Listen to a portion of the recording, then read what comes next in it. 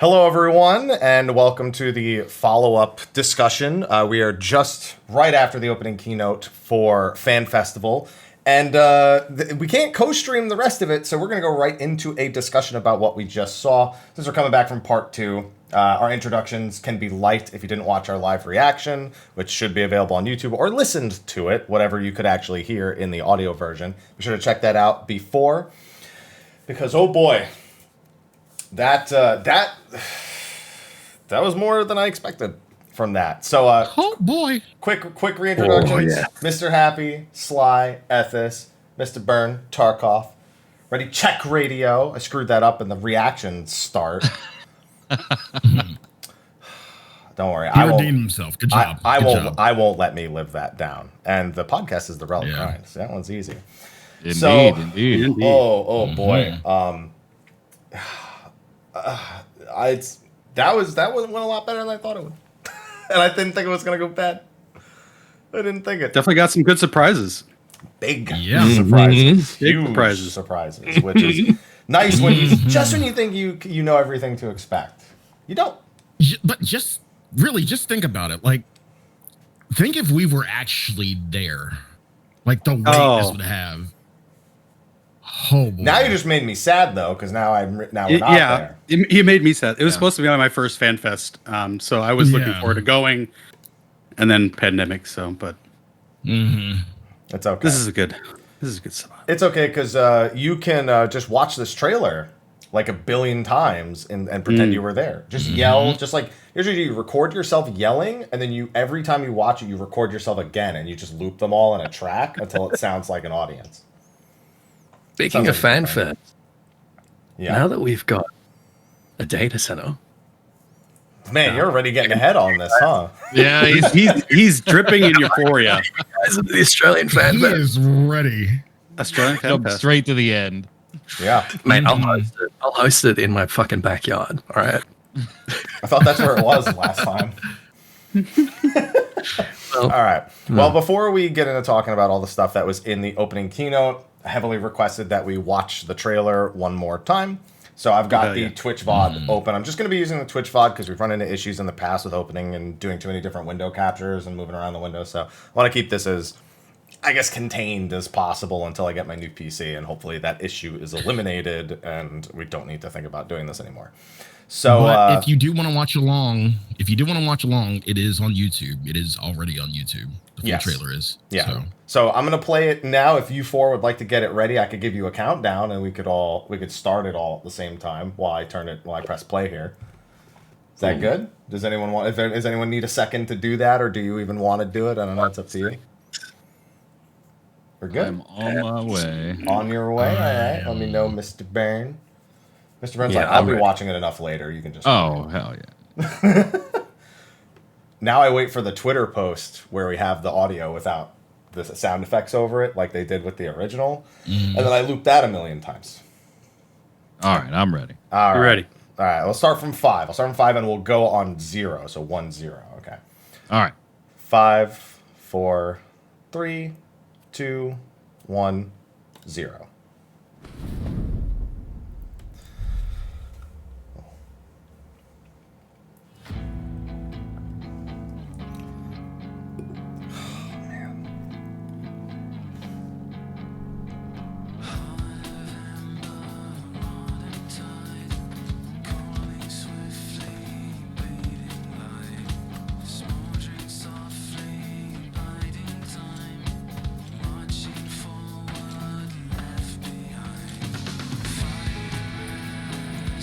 I didn't think the song could get better than what it was before.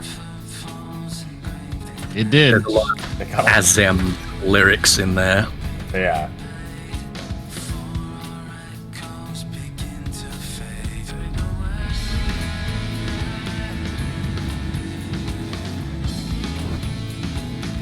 The final days were upon us. The fabric of the star had begun to fray, its land rent by tooth and claw.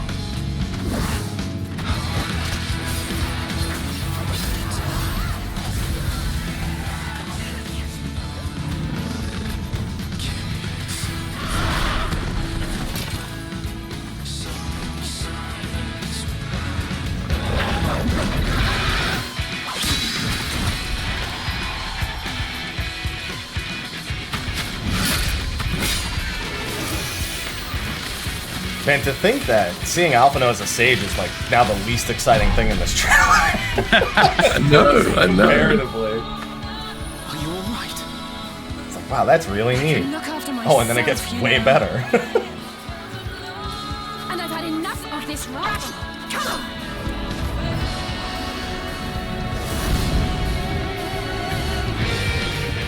As the chaos spread. Yeah, they're 100% Terminus beasts. Yeah, big time. Yeah. I just want to know if now we've got Vertra. I'm gonna keep saying Vertra, not Vertra. There were those who stood in defiance Buh. of that Buh. fate.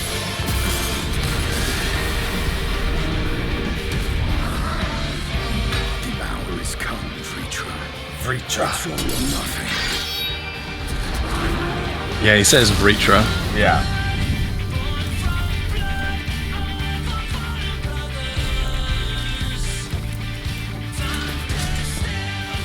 I just love it. It melts so many of the themes. Mm-hmm. I know, just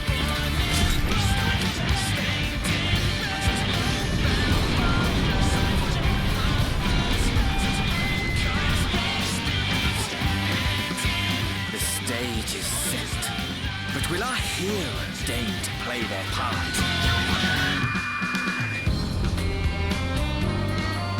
You took your time. 'Tis as we feared. The respite afforded this land was but fleeting. Yeah, I don't think he needed you to tell him that based on what's happening right now. This, as soon as we saw the zoom out, we all knew. We all knew. yeah. Mm-hmm.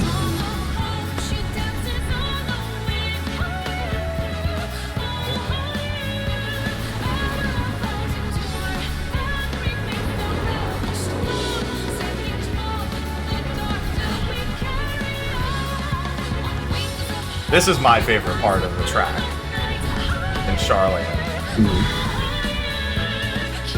I knew it. This star still has secrets to tell. Take care, my friend.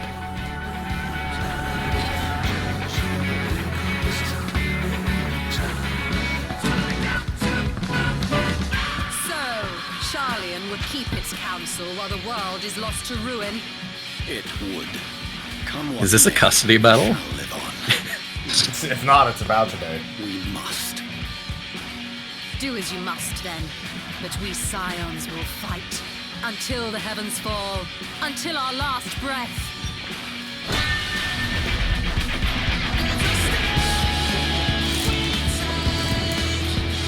I love how the forums are arranged in the logarithmic spiral as well. It's just like so very, that's so clever. Yeah, so very Charlotte. But we also saw one in the tower. Yep. In the arena. I wanted to ask you about that after Ethys. Past the far edge of fate.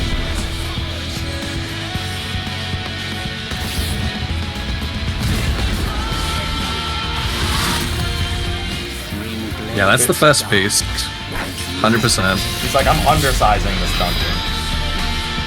Yeah, you just one-shot it. Stat squish be damned.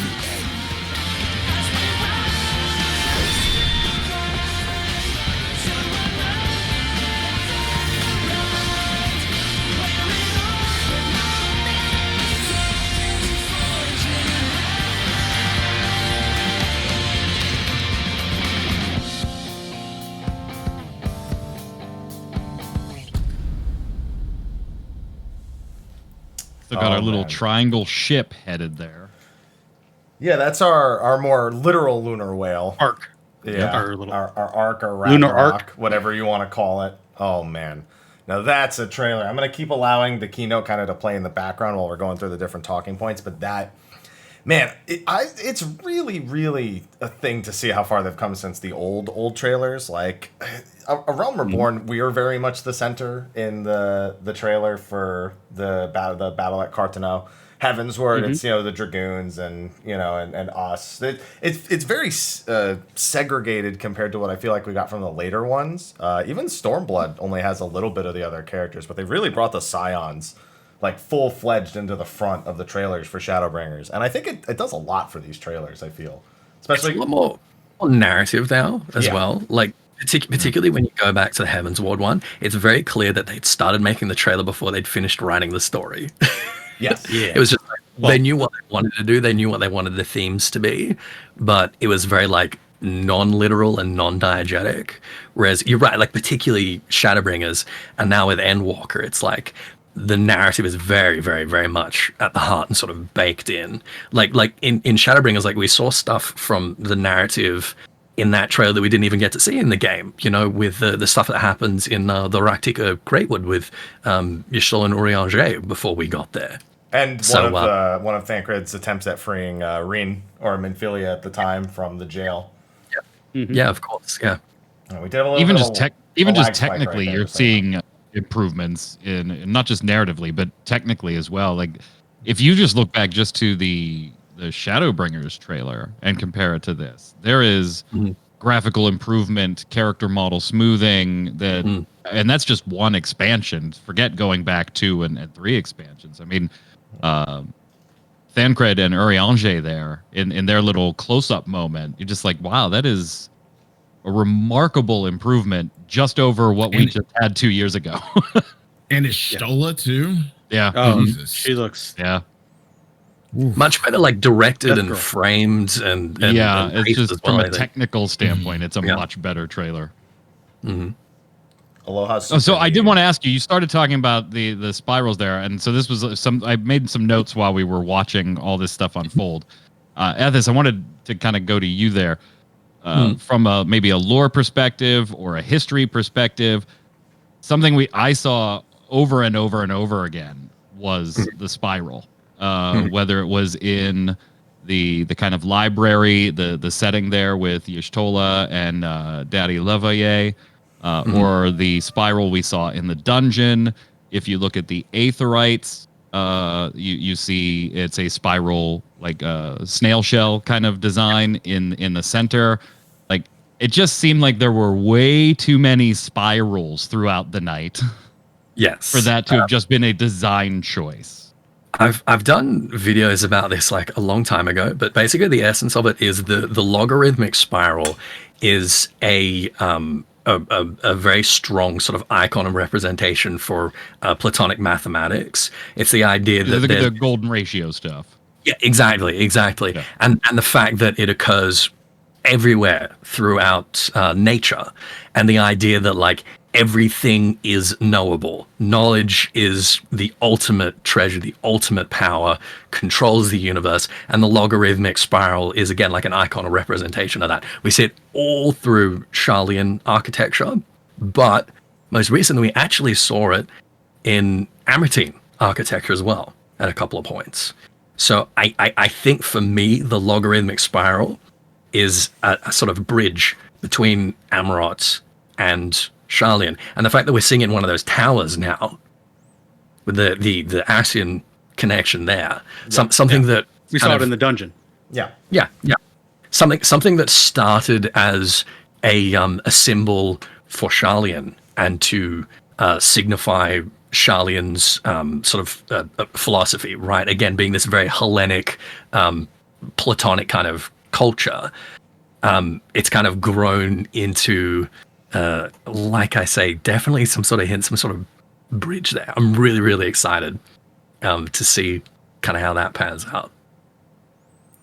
Yeah, it's after that, it's kind of hard to think of anything but Sharlayan having knowledge of the time before the final days to some degree, some sort of remnant of their society that keeps its knowledge to itself kind of deal.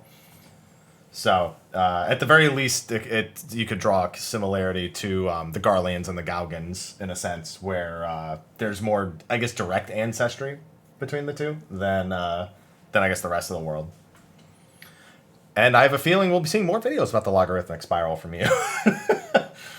At least one more. Yeah. I just watched an episode of Criminal Minds where they talked about the logarithmic spiral, so it was actually fresh on my mind. Oh, there you go. That worked out quite well. But it's just one thing I feel like it does especially well, that trailer, is it. If you've done 5.4 and 5.5 part 1, you're pretty in tune with what's happening, but it doesn't really tell us much of anything that we didn't already expect or didn't already know. Like, the world's on fire, and, Sharlayan's full of assholes. Like, yeah, we knew that already. This is about the worst thing we get from it, is seeing the response of Sharlayan, which I'm wondering if that'll be on screen or not, if that'll be like we meet Y'shtola after that meeting, and they're going to use this kind of to fill in scenes that they don't feel like we need to necessarily be present for. We also didn't get a who's that moment. Yeah, we didn't get like a Grahatia like Crystal Exarch. No, right. But there is artwork that has that. Yeah. Although I guess with there's allusions to it, but we didn't see any like real. Wait, who is that? Well, I'd say Daddy Levieur is the closest thing we get to that. Yeah, that's the closest. But if you've even done a cursory glance of the Encyclopedia Eorzea, you probably knew what was going on there. You don't have to be an Ethys to have gone, I'm pretty sure I know who that is. Yeah, absolutely. Yeah, I mean, I think, again, like the two big sort of potential who's that, but, very, very quickly resolved for us are Virtra, Virtra, as Estinian seems to be pronouncing it, which, again, for anyone that doesn't know, it's one of the only two remaining brood that we have not seen in some capacity, seen or met or like learned about. Actually, Mike did a video years ago. We split up. Yeah. We collaborated on a couple of videos. So I imagine you probably want to like push that one again. Actually, I couldn't remember which one of us did what, and I went back and saw that I did the Azdaj one. I was like, son of a bitch. Doesn't mean you can't make a Vitra one. I think I'll have to. Yeah. But one of the remaining first brood. So one of Tiamat's siblings. Yeah. And we know where Vitra's been hiding since? Yeah. No, we have no idea. Where is that in that part of the? Where are they in that part of the trailer? Like location wise. Good question. It's not like 100% clear to me. Are they in Thavnair? Because I think they're in Thavnair. Look, I think I see Giant Skull all in a few places. It goes so quick and it's so shrouded that I didn't want to say it was Thavnair. It's all like fog. Yeah, it's on fire. Like it was up in the air. Yeah, maybe it was that new zone. Buildings. Oh yeah, you know what? Yeah, but no, you can see the colored buildings and you can see the giant skull in the back. Yeah, if you actually stop. Okay. Yeah, it does. I wonder if Vitra was up in that floating continent. I mean, it has to be coming from somewhere. I'd imagine that we'll find out more about that in part 2. I don't think we'll have to wait. Or maybe Vitra is in Thavnair. Maybe that's where they found refuge. It's literally, we just don't know. Now it's just Azdaja, who we still think is the one who escaped Azazla, one of the escapees of Azazla. Yeah, that was a strong indication. Yeah. Okay. Yeah. And then, other than that, I mean, the rest of it is pretty straightforward. I'm glad they avoided too many spoilers, other than Graha looking at some forbidden knowledge, which is really just a brain teaser more than a spoiler, I suppose. But we knew already that that's why they were going to Sharlayan. Yeah, exactly. Try and convince the forum and to get access to shit that only the students of Baldesion would be able to get access to. Yeah. So, now, is anyone going to try to read the words from Graha's eyes in the reflection?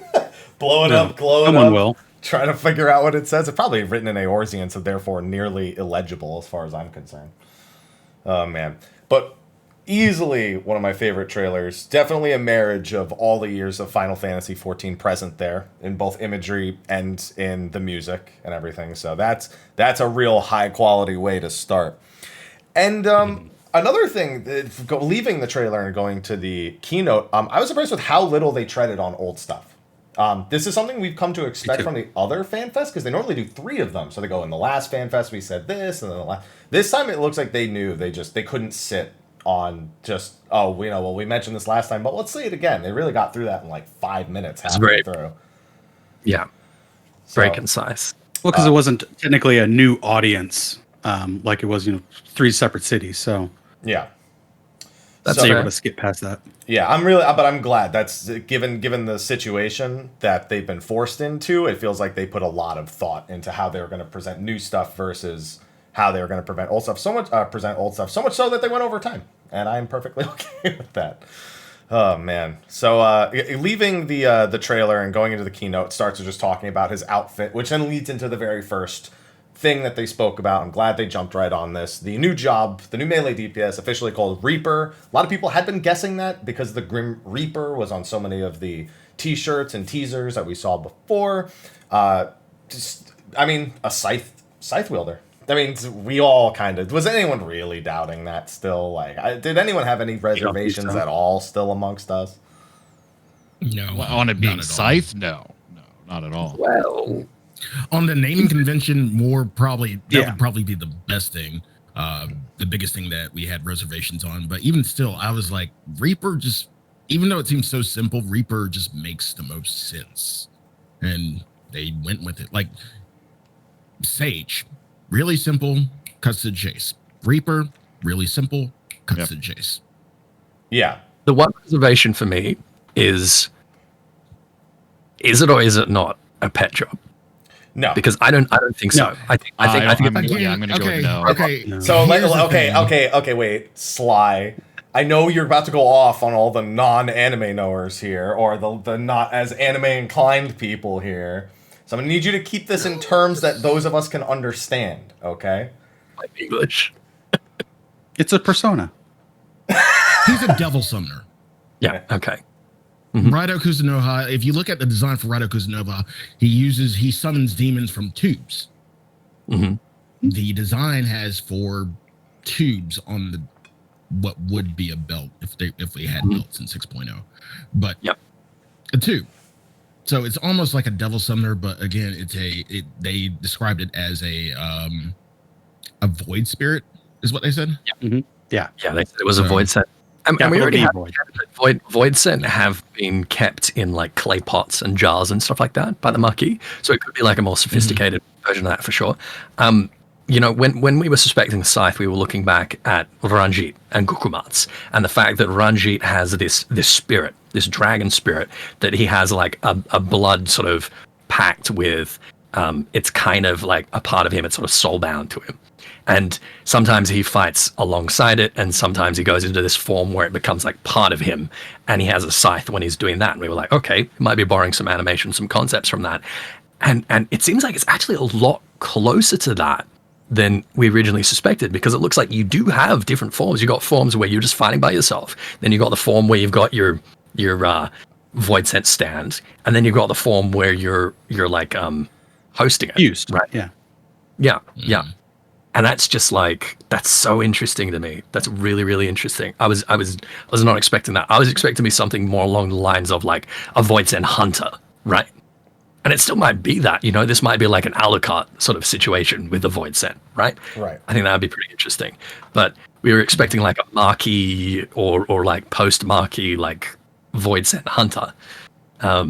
I'm really, really excited to see not only how this sort of plays, because I think it's going to be totally different to any of the other melee DPS, but also the lore around it and that concept for a job as like a vehicle to tell like some new stories in the lore and the history is just a really, really like compelling opportunity, I think. So I'm so pumped for Reaper. I'm almost disappointed that it's only getting 20 levels of its own. Well, 10 levels and then individual probably story. a level 90 quest, in all honesty. It's probably 70 to 80 and then a 90 quest. Hey, buddy. Right. Hey. Yeah, I'm almost disappointed, you know, because I remember, and that happens with all the expansion classes and stuff, unfortunately. But, you know, I remember, you know, doing Black Mage back in the day and how I enjoyed that story from beginning to end. And I almost want that for this class. Yeah. Like I want to dive into this class, and I have a little bit of a fear that it's going to be very truncated. I'm not too worried. Gunbreaker might did a be really a good little job with its disappointing. 10 levels. Gunbreaker especially compared to the No, other I'm not two. taking anything away from those. I'm not taking anything away from those. Like I'm the just ARR job quests, and in particular, like ARR through Heaven's Ward, those job quests are terribly paced, and the stories that they tell could be told in like half the time with half the quests. So I don't think it'll necessarily have that much of a problem. Yeah, I don't think so either. I loved my Black Mage story. I love my Black Mage. I agree. Black Mage is excellent. Aloha is so demanding right now. The worry I have with their quests is this is going to be the first job where they start out with the role quest, right? Every other expansion they had 10 levels. No, they'll still have their 10 levels. Your role quest won't start to. But you're no, because 70 to 80. Well, no, 70 to 80 is definitely going to be their job quest. However, if your first time through Shadowbringers is with Reaper, which you can do as a new player, then yes, you will also have your job quests and your role quests. Yeah. Okay. Yeah. Let's hope for that. Yeah. So they will. It really depends. Those of us who have already played but won't have to do that. You'll just have to do the role quests from 80 to 90. And then 90, there's probably like a wrap-up quest for Reaper as well. And one big thing we noted was that it is starting in Ul'dah, and that has a proximity to the Thaumaturge Guild, which obviously also has ties to the Void Scent. So I'm curious to see if there's any sort of communication between the two. I feel like there's a really good opportunity here, lore-wise, to do something quite interesting. Yeah. But yeah, I wonder if those little stakes/vials, I wonder if those are... I'm trying to think, because I feel like those have to be tied to how this Void Scent is made present. I think Sly might be onto something where it could be a storage vessel for the Void Scent. Yeah. My first thought was that maybe it was a medium through which you could kind of perform that fusion, that it was going to be something like the spirit vessels that Grahatir made with the Allagan blood. Yeah. Who knows? But it's definitely going to have it looks like the equivalent of like the ethereal converter, or like it's definitely gonna have a function, right? Yeah, I wonder if we're doing something similar to what we were doing on the first at the end of the Void Quest, where we're opening rifts, but we're opening them through us in a sense, in order to summon the Void Scent, so it's kind of confined to us. So I'm very curious, lore wise. Also, this picture of the Hrothgar with the scythe, I'm a big fan of. No hat, but I'm a big fan. Yeah. They did confirm it will share Dragoon gear, which we already knew from an interview right after the previous event, but he didn't really say they will wear maiming gear. He said, people look at, casters haven't had a job in so long, but they don't think about like maiming or scouting or striking. They just think melee. And he specifically named Dragoon back then. So we've kind of had this expectation that it was going to be the case. So they went through all that, required class none. They still say it because people will ask if they don't, believe it or not. Still no mention of a class system being removed, but I don't think we'll ever get around to that. And other than that, it's pretty straightforward. They just mention how they use the Void Scent and the job quest where they start. I do wonder how many... I've already seen it in my chat. People saying, so Avatar Glam, when? Void Glam, when? Like... Can't escape it. Oh, we're going to the moon. When's moon housing? We're going to Charlene. When's Charlene housing? Oh, we have a stand now. When are we getting stand glam? Or Yoshi P immediately was like, guys, we already told you Ishgard's next. Please stop. That was a big thing. They were very in tune with how they knew we would respond upon. I mean, they were reading it too, but like they knew everything that they were like, listen, which was like a mistake. Yeah, we get it. Housing's the issue. Yeah. Oh man, I thought it was pretty funny. It was extra meta as far as I'm concerned. Yeah. So after they went through Reaper, they moved on to areas, if I'm not mistaken. They first just reiterated kind of like the major story beats that we're going to be dealing with, and we actually got a lot more in the way of areas than I expected. But again, I guess not having 3 separate fan fests, I guess my expectations were just lower in this regard. First up, we had, of course, Old Charlian, which was more directly compared to the Crystarium as a hub, not our Tome hub, but our like the big fancy, everyone takes screenshots here hub. And it's beautiful. It's a beautiful location. It really is. And you can see the architecture from Idleshire, of course, being a Charlian, where New Charlian once was, very prominent here. And dude, I want to go there. And they have way better Aetherites than us. I'm still really curious about that Aetherite because we see it one other time and it doesn't make sense where we see it the other time. So I do wonder. Burn, what'd you say? We get on the source. We get like the Dollar General, The dollar store. The dollar store. Right. Yeah. Yeah. Full credit. That was somebody in chat. I just read it, but yes, that was River Ebony in chat way earlier tonight. We also saw with Charlie in the zone they were showing us was Labyrinthos, which seems to be a kind of vault, like a Fallout vault that they've created. Yeah. We know that it's underground and it's a sort of biodome they've created. And it seems like they've got like a power source, like a sort of a little artificial kind of sun generator type thing. And then they're like projecting a sort of sky, almost like a sort of like augmented reality kind of type deal onto this dome. It's very like, it's very dystopian in a very like Charlian way. I'm really, really excited to see it. It really seems like bizarre. Contingency plan I for don't the like end of the world. Yeah. Exactly. It seems like we're going to Charlene. We're going to be like, hey, the world's ending. Like, are you guys finally going to get off your asses? And they're going to be like, no, we already got a plan. We're just going underground. Like, we'll be fine. Screw you guys. Why help when we can just be underground and we'll be good? Screw you guys. Yeah, now we have to sabotage it, Smile. Just turn the sun off and be like, okay, can you help now? Like, it's done. So we already. I mean, quite possibly, right? Quite possibly. Maybe. Yeah. There was some dispute about where that location actually is. I do think it is under specifically Old Charlotte. Some people are thinking the moon, but based on some of the things we see later, I don't think it's some sort of civilization that's underground on the moon. But fortunately, we got a lot of stuff to dispel that immediately. I will say that Labyrinthos, it's got a beautiful sky. They've clearly set it up so that foliage can grow. What they didn't get was a functioning jukebox, because I don't know what that theme was, but I don't want to hear it ever again. It was really it's what you should hear in RE8. It's really scary, wasn't it? It was really scary. I can't help but wonder if the audio just messed up or something. Someone in chat.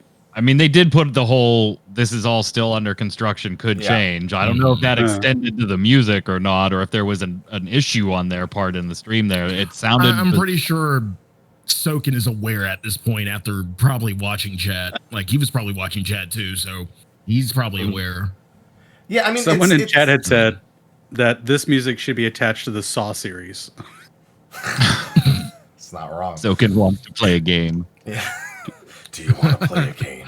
I mean, it sounds very end of the world. Like it's got kind of like what they're going for, I think, but it's just not pleasant on the ears. No. I'm not gonna lie. It's just not. Maybe the Primals version will be better at some point.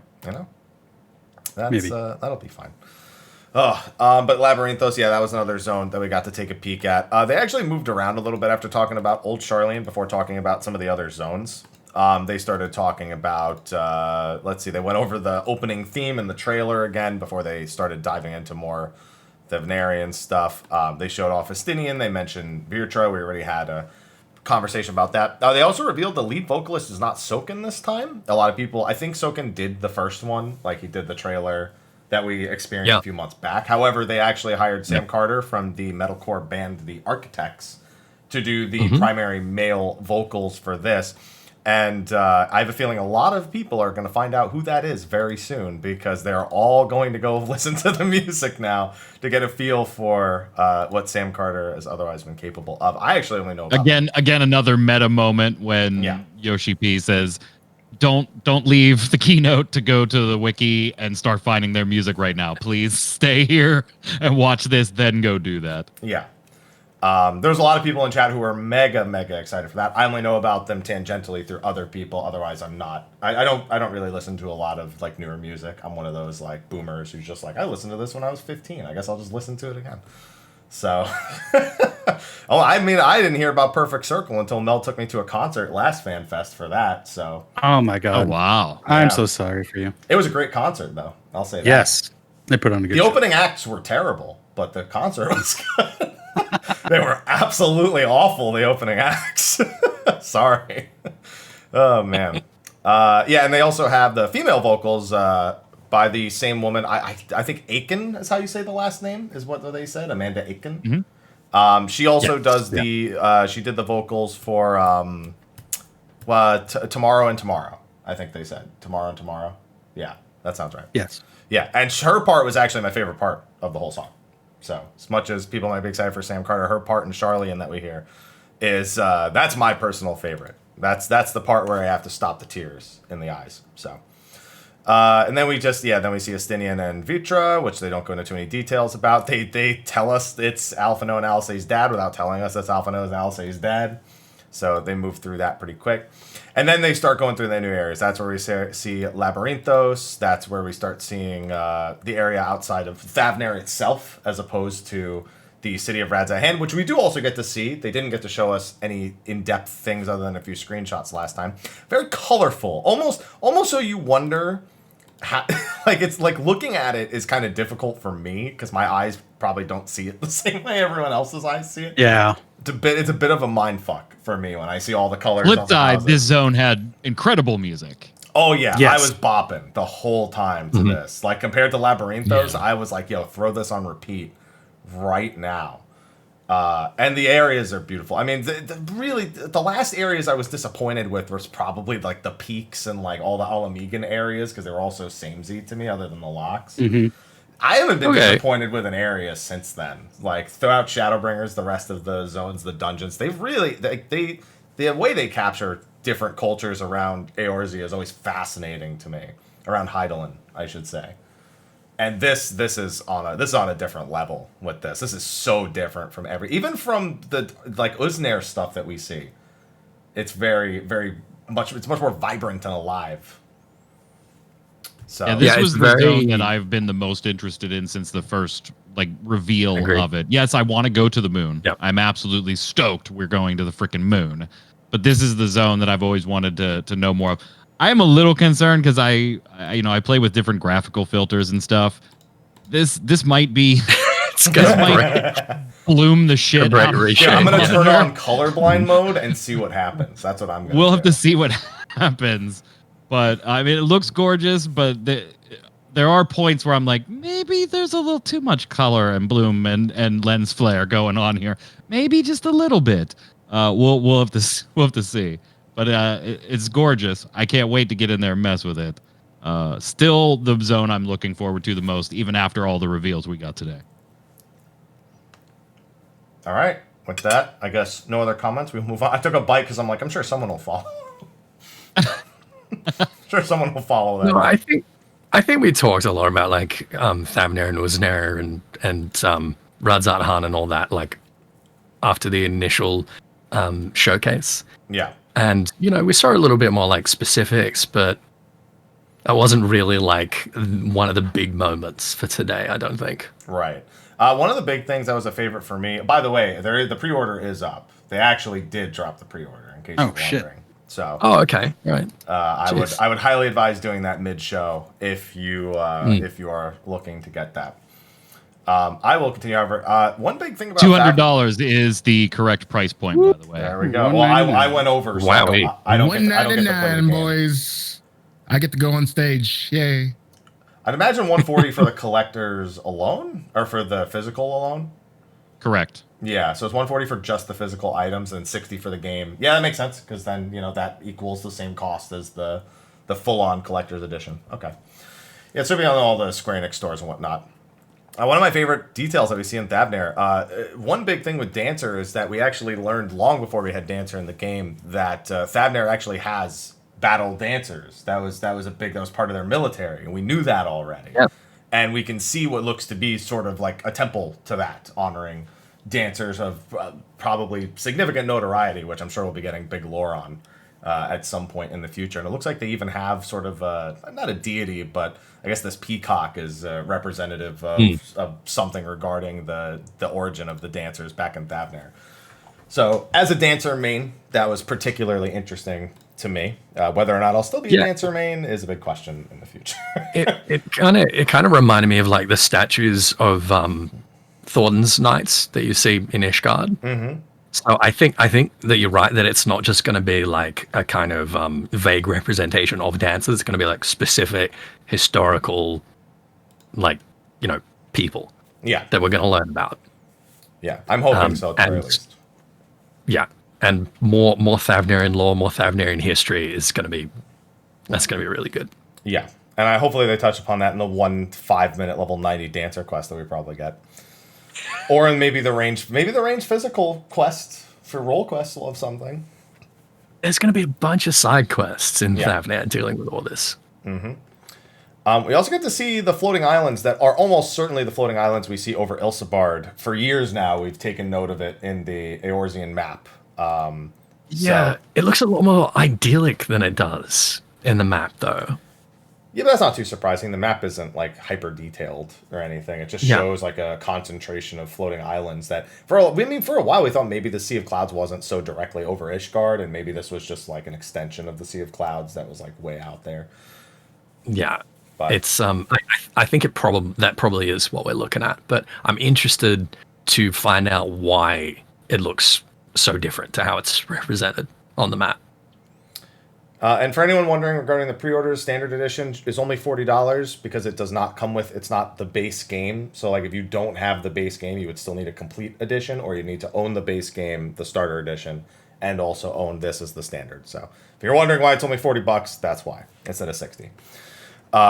Now they don't tell us much about this, but man, I get Chrono Trigger vibes from this. Oh yeah. Stop it. I mean, yeah, but stop it. You're never going to stop it. I'm going to keep saying Lavos until he shows up. All right. Obviously don't call him Lavos, but he's Lavos. All right. You just can't convince me that he's not there somewhere. All right. We do see more of torn down Garlemald. We even see the Reaper video is actually in kind of the outskirts of the remains of Garlemald after everything's been leveled and turned into what I'm going to call the Tower of Babel, which is exactly what I'm assuming they're going to call it, given the Final Fantasy IV references being so strong here.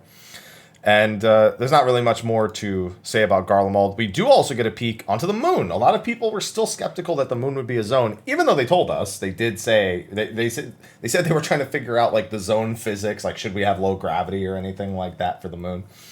Mare Lamentorum, which means the Sea of Grief or the Sea of Lamentations, which is very fitting for what is very obviously Amarantine architecture. Amarantine and Allegan architecture, both. Yeah, the Allegan ship crash landed. Yeah. Kind of on the exact opposite of the Sea of Tranquility. Yeah. Yes, we do see an Allegan ship that's crashed there. And what I hope and what my first reaction was is like, okay, that's been there for 5,000 years. That was an Allegan expedition that got stranded up there when everything went south for Allig. However, it is also possible that it's our ship, and that the way we get there, as we've sort of been suspecting, is that we actually, with the help of Ironworks, most likely ends up restoring some crash landing Allegan craft. Yeah. So it's one of the two. Yeah, but we do see what looks to be literally a library of constructs that we saw in Anador way back when. Of concepts. Concepts, sorry, yeah. And we also get to see some of the wildlife that there is actually taking place. Not a lot above ground, just a little bit above ground. But when they dive in, it's much more reminiscent of the Final Fantasy IV undergrounds that we see, where you can see there's concentrations of what looks to be ether crystals that we see back on the source, and that seems to be giving off life, kind of similar to the way the Empty worked when we started feeding ether into the Empty to try to force life to appear there, to come back. Now, do you think maybe now that we've seen that Pandemonium's going to be down there? I mean, that's what a lot of us were already thinking before we saw this. I know I was already thinking that Pandemonium was probably just it was a question of whether it was a subterranean hell on Hydaelyn or if it was on the moon. That was the only question. Now I'm definitely leaning more towards the moon, especially given La Habrea being a part of it. It just feels like this is more the place to do it. Yeah, I agree. And seeing all the concepts that are up there, it's like, well, that's probably what we're going to be fighting is La Habrea's concepts, because that's what he did. He created monsters. Yeah. And now it's just a matter of him actually being there in the first place. Because you keep thinking we're done with this son of a bitch, and he somehow, whether through dialogue or through anything else, just doesn't seem to want to stay gone. But I'm super excited. I was kind of upset they showed us the moon and didn't show us the floating islands. But you know what, they made up for it, because I didn't think we'd see the moon at all in this one. We saw pretty much... And they also said that's not the only place where we'll be on the moon. I assume they don't just mean a whole nother zone. Maybe they mean a dungeon or pandemonium, for example. But either way, I think that's a nod to pandemonium. I think so too. Yeah. Mm-hmm. How are your pre-orders going? I already got mine. I'm good. It's still spinning. Still spinning? Okay. I'm done. Orders I got be pro- confirmation email and everything. I have a cat. Yeah. Who doesn't want to leave because. And happy you called this next one. Did I? And I remember when we had the first thing we talked about, there was, subtle images of the sisters, and we zoomed in on them on the Relic Grind podcast. But here was confirmation. Your terrific trio, Haps. Big Daddy gets what he wants. Big Daddy always gets what he wants. And this Namazu, who doesn't want to be here, is also a great pleasure. He's like, he's literally Ralph. He's having a Ralph moment right now. That's all it is. I'm a huge fan of the design for the Magus Sisters here. I'm glad they went this is a very original design for them. It's closer to their Final Fantasy very IV. Daphnarian. Yeah. Yes. Yeah. Very. Yeah. You can tell from the colors and the masks. It's closer to their Final Fantasy IV appearances, but still not even remotely close, because they don't look like bug people here. I do like that there's kind of an homage to their original designs. You can see the wings that are sort of semi-present on their clothing, especially on, I think, Mindy's here. No, Cindy's. Cindy's has probably the most, present wing designs that are actually here. And I don't know. This was big, and we know based on the dungeon that they are almost certainly Matungan. That's who was forced to summon them in the tower. One would assume, given everything else. Fair assumption. Yeah. When we first kind of noticed them in that tower artwork, we were thinking that they might be Terminus beasts, like we're assuming Anima to be. Yeah. Looking at the design now, it's almost definitely the same sort of situation as the lunar primals, where they're being sort of forced to summon. Yeah. And that's a good way of, I think, getting them in without doing the same old, there's an angry tribe and a not so angry tribe, like they've kind of always done with primals directly in the past, instead of it being kind of forced out of them, like the lunar or something. They look far less lunar than the other ones, I'll say at the very least. Yeah. I think it's also possible that at least the form that we're seeing them they're not even primals or icons, they're just like people. Oh, yeah. Possible. And maybe there'll be a sort of Shiva Thornton type situation where they sort of take on a deiform aspect. Transform or become altered. Right. Mm-hmm. Yeah, well, that'll be a fun thing to look forward to. Another thing to look forward to, this one was a pretty easy prediction for a lot of people who have played Final Fantasy IV, in that we got the Hummingways. They're not called the Hummingways here, but that's essentially what they are. They're the Loporits. Yeah. And this is where we initially thought these were the male Viera. Yeah, until later. Yeah, nobody thought. Did you actually think these were the male Viera? Come on. There was a joke. Come weirdo. On. Well, you know that. Damn weirdo. Weirdo. This weirdo every week on Readycheckraideo. What a thing to call you, weirdo. My headcanon is still absolutely that, like, the survivors of the Allegan crash were a couple of Vieras and a bunch of Lullafels, and they're like, oh shit. Like, we're gonna have to make this work, and I don't know how, but we're gonna have to make this work. All right. That's what a headcanon that is. All right. But yeah, so they're moon people. And there's not much else to say about them, but people expected that. And then after that is when they recapped things from the previous Fan Fest. And again, they went through this really fast. It didn't take long. It really didn't take long. No, honestly. it really didn't. Which I'm kind of glad. I mean, I think we're all glad. I mean, it was only a 2-hour block, and without any other Fan Fest to really, drip feed information, I mean, they didn't really have a lot of time for this. So the fact that this was done in 5 minutes is certainly appreciated as far as I'm concerned. Yeah. And the fact that no more belts was on there still brings me a great deal of joy.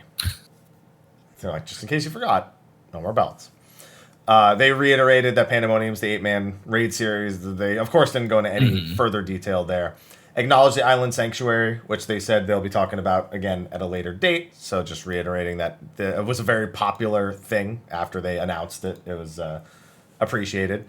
Data center travel system, which they did confirm will be coming before 6.0. We knew this because the Steam patch notes accidentally said 5.58 until it was removed. But we'll be getting a more direct timeline on that from the live letter in the coming day. So then we move forward a little bit, challenging new dungeons as they always do. When are they going to remove challenging? I don't know. I remember one year I asked them. Just going to say new dungeons? Yeah, one year I asked them that. I was like, "You said challenging new dungeons. Are these harder?" And they was like, "No." What do you expect? You think they're going to come out with a slide saying "face roll new dungeons"? I mean, it'd be really new honest. dungeons. I mean, How about just new remove, dungeons? like, yeah, just new dungeons. Just remove challenging. That's it. New dungeons. We already know that we'll face roll them anyway, so just new dungeons. I mean, have you done them in the Duty Finder like the first week when people are trying out new jobs? Honestly, even if they're not trying out new jobs, they need an adjective there. That's like copywriting 101. Challenging new dungeons. I think Ethys, call you're false probably advertising. false. For some people, it's not though. That's the thing. You got to think about that. For some I people, like it's exciting. not. Exciting new dungeon sounds good. Several. Are they really exciting though? I don't Why know. not just several? They're exciting the first time you run them, but after that first time, it's just. Yeah. I think Ethys is probably on point with the train dungeon that they show, because that's what they were just showing off the dungeons and the designs. You know, we get to see inside the train dungeon, we get to see inside the tower, which is very likely that's the tower that's in Thavnair. So I think Ethys probably on point that the train system leads under the Tower of Babel, as I will continue to call it. We do also see one of these had your kind of like not favorite floor designs here with like the centipede looking. Yeah, I don't like the centipedes. Floor in- design. The spine of the dungeon on the floor. Yeah, it's not a fan. One of those spines was a logarithmic spiral. This is true. Yes, Yep. it was. Yeah, like we were Shit. talking about a little bit earlier. That's the one I mentioned earlier when we got a peek at the dungeons. Yeah. Mm-hmm. New dungeons exist. We had that really big dungeon that I assume is in Labyrinthos as well. It's just a lot of, I don't know, because it's what's it called in architecture? It was either Labyrinthos or it was the moon. Yeah, Because it was definitely Amratine architecture. There were the same kind of like lamps, those models that we see in Amarot, and what may or may not have been concepts on the walls. yeah, So it's either on the moon or it's like a part of Old Sharlayan, perhaps where that big locked door is, that is built But there was like over on top daylight. of Yeah, Amratine stuff. looking at the There's trailer, daylight in Labyrinthos, and it's 100 miles underground. How do you know they don't have a similar dome if on you- the moon? If you go back a little bit in that trailer, you can actually make out a point where you see the hex like of a border. the dome. Yeah. yeah. There's a few points where you can see. Yeah, right what looks there. to be that. Yeah. Yeah. Yeah. So yeah, I It's mean, like, can we just talk about the take on the FF4 music that played during all of the dungeon Oh. overview? Hell yeah. Ooh. the Final Fantasy They IV are themes really are pushing strong here. They're Yeah, really pushing it hard. They are The pushing four it is strong. hard. yeah. It It was looks like absolutely tremendous. It So looks good. like in this dungeon that like if you actually look through some of the screens where it's not really showing the wide view of the landscape, it still looks like there's actually like it looks like at one part there's almost like a volcano, one part's in a desert, one part looks like it's in a that's in the distance looks like an icy landscape. So Yeah, but I'm thinking that's probably a quality of the sort of hollow deck yeah, that it's on. yeah, I think so as well, because you can just see it just looks like you literally can see there's one wide shot that goes in a circle where you can see all the different biomes if you look from like And- right to left. Yeah, right there. Like it's the same as Turn 9 Coil. You know, we know that that's Allergan tech that they had. So, you know, like I say, it could be Could be Charlian. I like somebody be saying it's the 4 fiends and it's all their different domains. There are towers in each of them as well. That'd be awesome. Yeah, totally. That'd be tremendous. Yeah. Mm-hmm. So now I won't unsee that until 6.2. Thank you. Appreciate it. Mm-hmm. Still holding that prediction. And then they went on to reveal the new Alliance raid, which will be Myths of the Realm. This is now the second time they've threatened my copyright, and I'm getting kind of tired of Estates of the Realm and Myths of the Realm, and I'm getting real sick of being copied over here. So I'm gonna need them to. So, how do you think we're interacting with the 12? I mean, are we just straight up, fighting the 12? I mean, what are we doing? What do you think? I don't think so. No, we're getting married. So. We were told back at the showcase that the 24-man was going to deal with secrets, unresolved lore, something along those lines in Eorzea. And we were all thinking like, there's a couple of things left. Which of these things is it going to be? Is it going to be... Yeah, is it going to be Silvertear? Is it going to be Gelmora? Like, where are we going to go? We were all kind of like hoping and assuming Silvertear, right? But the way they're talking about it is that it seems like it's going to be all of them or most of them. It's literally going to be like a 24-man that's kind of wrapping up all of the Eorzean secrets, and in such a way that connects to and explores the 12. Like you got to remember that in the 5th asteroid, for example, every single one of the nation states was devoted to the worship of each of the 12, one of the 12. And the modern nation states, although it's never like super explicit, it's each of them kind of have their own like dedications. They're all built upon the worship of the 12 and that culture. And the further we kind of dig back into that history, the more we're going to learn about whatever is the sort of origins, whatever is the foundations for these myths.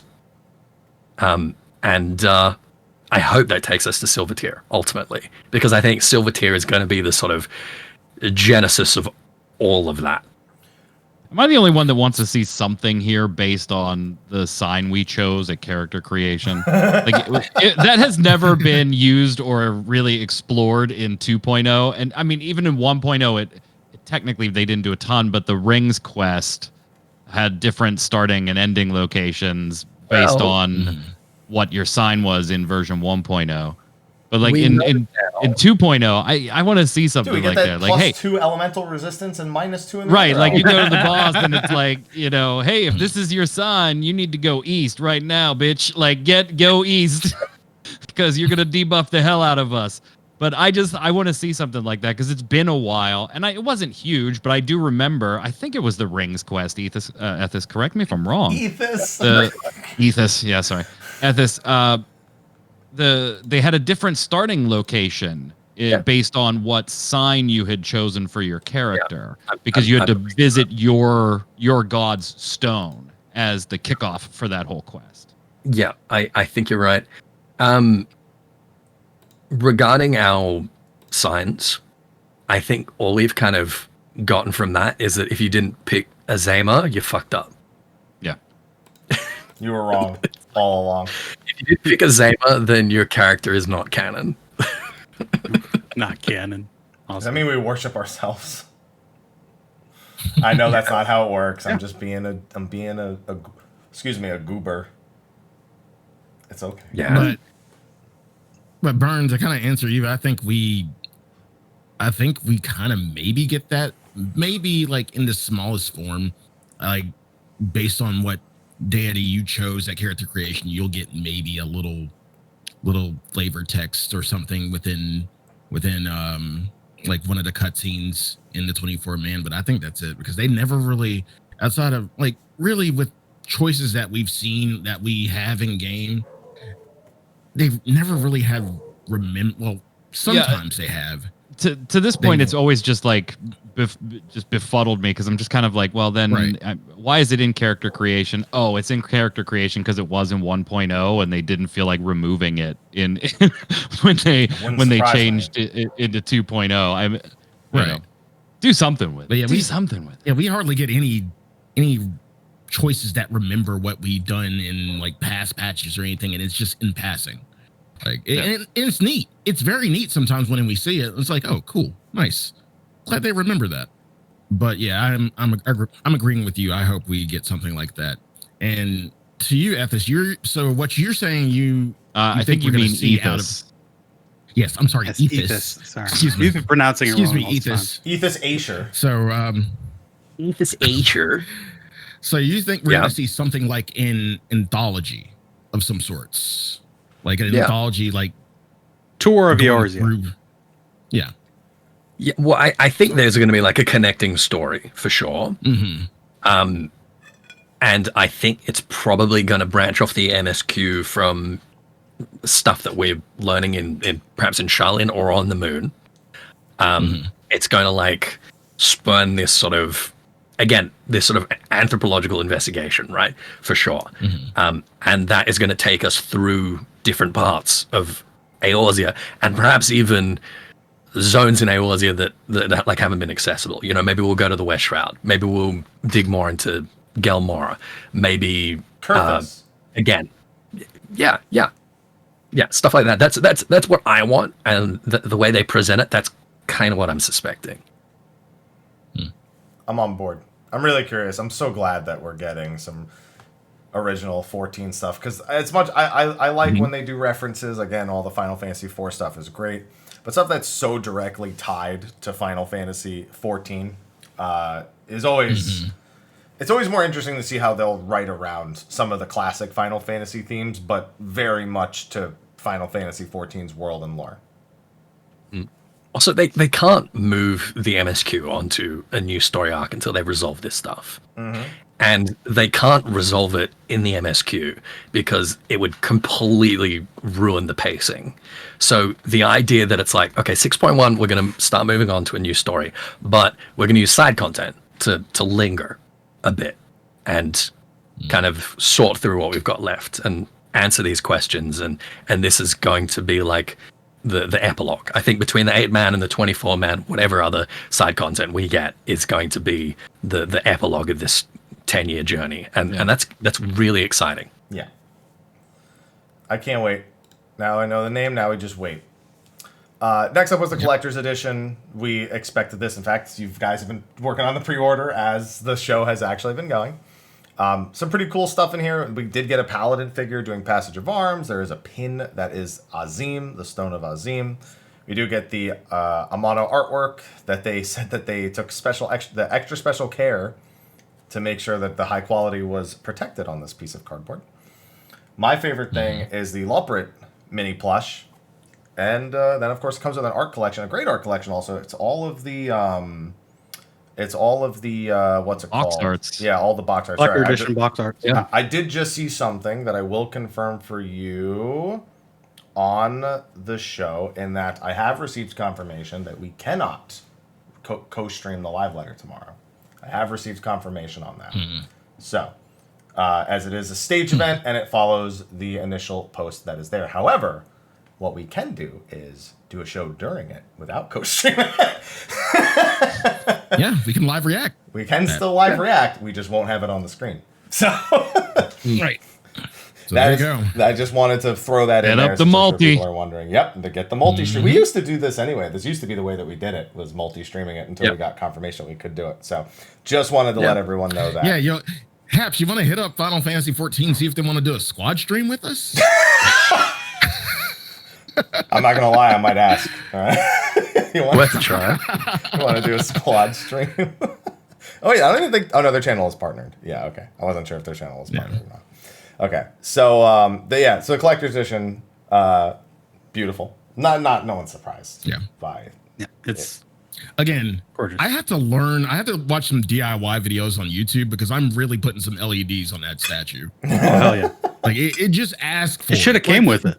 Yeah, I am it really stunned that when they went with the clear or semi-fogged plastics that it isn't underlit with like either a white or a blue LED. Yeah. Well, here's what you do. Could look really tacky. It could. Here's what you do. You But set it up. would look cool though. It could, but Yeah, but then you just turn it off. could. You know? Here's If what you think do. it looks tacky, you just turn it off. Here's what you do. You install the LEDs, and you also install a little audio player, and you play. It just says the end every time you turn on the LEDs, and that way you don't burn too much electricity every time you turn off. And you can also take the effects off. You can actually, remove passage of arms if you just want. Yep. Yeah. Okay. So you actually could Didn't the get in there. Didn't the Omega statue have a light in it? I don't have any of the statues. Yeah, Man. Other than the collector's edition statues, I don't have anything. I just don't. I don't have the space for it. I have a cat that'll destroy it. It's just I can't win with those. So collector's editions only get to stay because they're in boxes, and you can't get into those most of the time. So they showed us all the different artworks. They're all like key artworks from either the box arts from previous collector's editions, or in this case the 1.0 box art itself, which draws comparisons to the Endwalker box art with a fully grown Derplander as a paladin. They also had the digital rewards. Arion was the mount, a wind-up Porum minion, and a Death Scythe that is, as they stated, is not as bland as the Final Fantasy XI one that they modeled it after. What a slap. Zing! That didn't need to be said. Zing. That did not need to be said. But they said it, so... I'm excited about the artwork because they're not the typical postcards. They're like full size. I am definitely framing those, putting them on my wall. That's some great stuff. Chat just said it's AA Ron. Rodgers. No, I gotta watch that later. Oh man. So you get those for the collector's edition. The pre-order bonus is, as everyone expected, a new earring, which will no doubt give you bonus EXP from levels 1 to 80, and you can wear it. They've done this for the last several expansions, so there's no surprises there.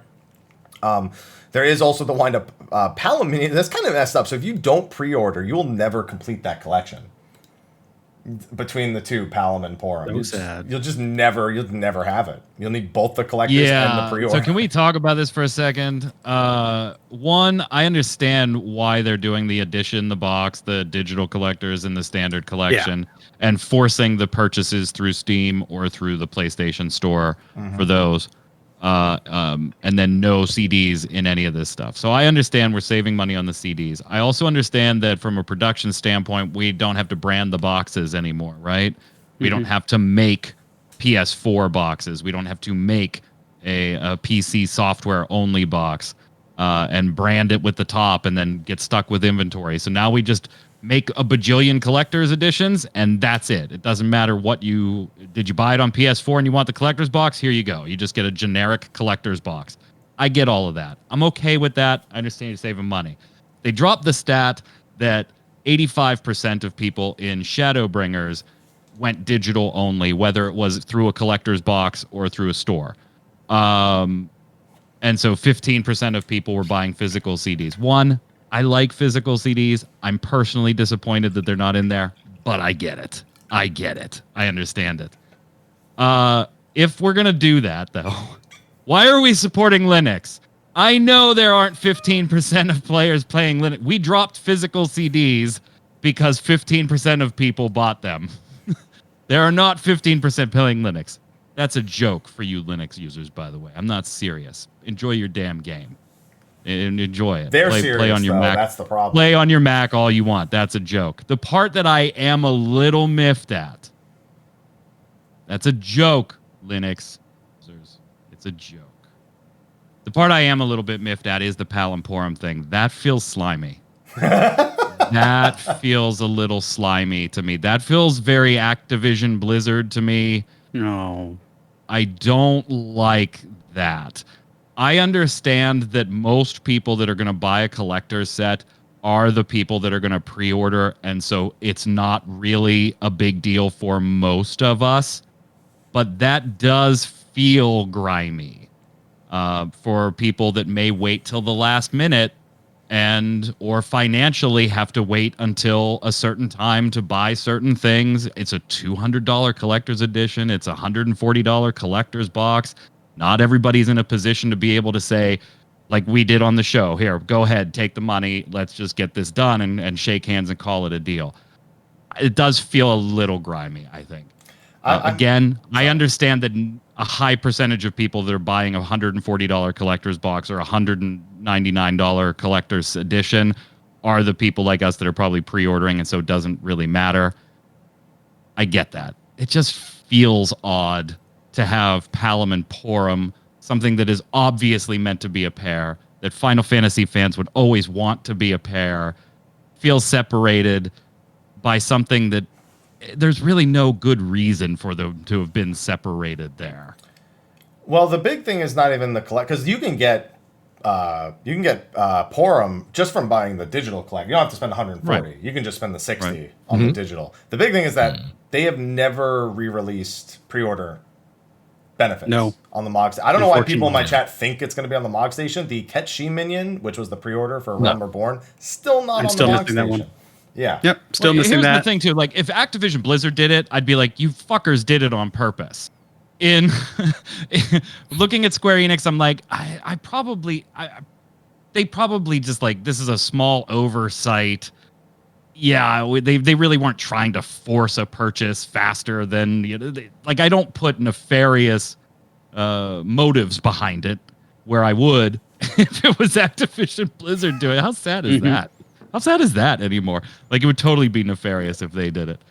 And I understand it's a trivial thing to begin with. And what'll probably happen, I don't think, Happy, that you're quite right. I don't agree with you a little bit that if you don't do this right now, you will never get them. I think at some point they'll throw these will cycle in and out of the cash shop in the future, only because of the way they're doing this, because one is locked behind a pre-order. I think at some point they have to put that one on the cash shop, even if it's just for like a 2-week event thing and then cycles out of the Mog Station. It would be a really grimy move if we never saw that thing again. And you could always get one of them, but you could never get the other one. Then I'd be really like, what are you doing? What are you doing? Do you really think they're aware of that? Because like I feel like, yeah, I agree with you. They should cycle in and out of the cash shop like periodically, every so often, and cycle back in, cycle back out, yada yada yada. And put a premium price on it. I wouldn't put a premium price on it. Like, well, then you're devaluing the collector's edition, so the pre-orders. But it's only a digital collector's, which is like $20, which includes the mount. Like the difference between the standard and the digital is not a lot. So it's a mount, a minion, and the scythe. So I'm just saying they've never done it before. I don't think they'll do it now just because it's Palom and Porum. I think this is a case of people, if this is something you want, voice your opinion. Like in the Q&As, go ahead and say it. Bring this up, please. Because I think there's going to be 3 people. Yeah, it's going to be 3 people that give a shit. Yeah. And one of them's here. For me, it makes sense for them to. I don't have a pony in the race. I don't have a pony in the race. People that collect minions want to get all the minions. That's great. But from my perspective, it's a fucking minion. I don't care. I want the mount. I want the weapon. That's cool. But like, for me, it's actually the earrings. I've always been it's kind of unfortunate because a lot of people start playing late. And one thing that would help a new player is to have those leveling earrings or to have some way of getting leveling earrings. And so for me, honestly, it's more that than the minion. Look, you can't. So you can only have one of them out at a time anyway. But that's not even where the angle I'm coming from on this one is. Like, take it doesn't. Yes, it's a minion. I love minions. I think somebody in chat used the phrase "unforced error," and I think it's like an unforced fumble on Square's part because it's a pair. Because it happens to be an item that is always seen as a pair, and they split them up over 2 things. Shit about it, It probably hasn't even occurred to them that people are going to like care that much about them, and as soon as they realize people do, they're going to be like, "All right, okay, we'll fix it." Yeah, and I wouldn't be surprised if this changed at all. Like, I wouldn't be surprised if there was a change to this at some point, if enough people were pissed off about it. And I'm not pissed about it. I just kind of feel like, why'd you do that? It didn't. That probably should have been done differently. Yeah, I think that's fair. Now, I'm a person that wants to see all the promotional minions come to the cash shop because I don't need to spend hundreds of dollars on soundtracks for all those minions that you have and I don't. They put those soundtrack minions on the cash shop. I'm gonna burn my own house down. I will be so this angry. Is the kind of thought. I am So I was so like- no, it's not, because this is for pre-ordering. You get this. The pre-order itself costs you nothing. You just have to commit to buying the damn thing in the future. This is not a $50 Blu-ray soundtrack. Don't get me wound up about Minions, damn it. But you know I what love is? Minions. Scions and Sinners available now. No minion attached to that, so. Yeah, but you can buy it. Love still. Minions. Yeah. Love Minions. I love Minions. Oh, you. They did, of course, confirm there would be an early access for pre-ordering. That shouldn't be a surprise to anyone. It will be the weekend before the actual launch, which they did give us a date later. We'll get to that. Next thing they showed off, what they gave, actually, that was the very next thing they said was the release date. Yep. November 23rd, 2021 was the confirmed release date. For anyone who's wondering, November in most parts of the world still is fall. So they're on the technicality, they kept it as fall. It technically is all the way through December 21st. And I know a lot of people are hoping for October, myself included. But I'm sure I'll keep myself busy, as I have in the past. Although maybe now I shouldn't have rushed the 3 million ocean fishing points. I'm trying to get done before Manifest. Oh, man. Yeah, 2 days before North American Thanksgiving, but nobody cares about that because it's North America. So. There it is. There you go. See? I mean, like that. I would love to have that minion. But you won't. That's the one, man. I mean, I got them all. Oh, no. My chat said I should work on the Pterodon mount from the restoration. The one that's 500,000 points. Don't say that. I don't want to do that. Don't put ideas in his head. I don't want to do that. I really don't. It's not happening, let me tell you. How do we feel about that? I know a lot of people were really September I thought was ambitious. October was expected. They even seem to have wanted to aim for October initially, but November is going to be where it lands. Honestly, don't mind. Like, again, canceling my Thanksgiving plans. I'm still gonna fucking eat and play at the same time, so I'm good. Yeah, it just means you have more. It just means you have more food to play. Yeah. Yeah. I'm more unfortunate about the timetable for the raid, unfortunately. Yeah. Yeah, that's gonna be tough. People like pushing for, world race and stuff, like banging up against Christmas is gonna be a bit stressful. Yeah. Mm-hmm. Yeah, you've got 4 days. If they keep to the same time. Maybe they'll do 3 weeks instead of 4 to accommodate. I think he's kind of aware. I think if he's kind of aware of where it's kind of pushing up on. So I don't know. I don't think it'll stick around the Christmas time. So if they follow the way they've done it in the past, it will. Yeah. So again, I'm honestly, I'm surprised it circumstances. was this late. Me too. I thought mid to late September, I would have been okay saying, all right, well, it was, the first or second week of October. Late November, I'm a little surprised only because we're going to finish the .5 in about 2 weeks here. So then that leaves a 6-month gap as opposed to a normal 4-month gap, 4-ish month gap between the end of the .5 series and the launch of the expansion. I'm fine because I got plenty of shit to play, right? Yeah. I mean, this is like 100% first world problem, right? Yeah. I have plenty of stuff to play. Phantasy Star Online New Genesis is coming. I'm finishing up Resident Evil 8 on streams, and I play WoW, and 9.1 should. Wow, I mean, who knows when the hell that's going to come? I've got some catching up in other games to do, so I'm more than fine. But if this is your game and like that's it. That's 6 months is a hard sell for $15 a month for somebody that doesn't have like catch up to do. If you do have catch up to do, then maybe 6 months is perfect. is perfect for you. Get that healer up there, get that tank up there because you've been playing DPS. So it's kind of like a good and bad here for me. For me personally, I don't mind. If you have catching up, great. Yeah, Relic. If you got to go get your Relic grind. And I'm talking about if you need to go catch up on the 3 months of podcasts, the Relic Grind podcast, not the Relic Grind weapons. Don't ever do that stuff. At the same time, you listen to ever one while do you do the that Relic stuff. grind. Maybe I'll finish every Relic on the Maybe I'll just do every single Relic in the game from every expansion. But I'm a little surprised that it was this late. I'm not pissed about it, but I am surprised. Yeah, I'm definitely a little surprised too. After this last year, though, my reaction was that of, okay, that was literally it. I was like, okay, that's when it is. Yeah. I just I the last year has made me so numb to the idea of getting upset over things that I just I agree with that. I don't care. You know what I'll do? Here's what I'll do. When 5.58 comes around and we get data center travel, I will go to any data center. I'll set up a system where people can just use like channel points or something. So To make you take your glasses off during boss fights. no, where I can help any like new player with just Sorry like about that. dungeon queues, like as like a white mage, and I can go to the different data centers and I can queue for them. That's what I'm gonna do with like some of that that. spare time. I like that. So I know. As soon nice as I idea. saw that, I was like, okay, I can do this. I like that idea. Helping people through. It is going to be MST really stuff. good for community stuff, I think. I would like to go to the new servers, but we won't be there by then.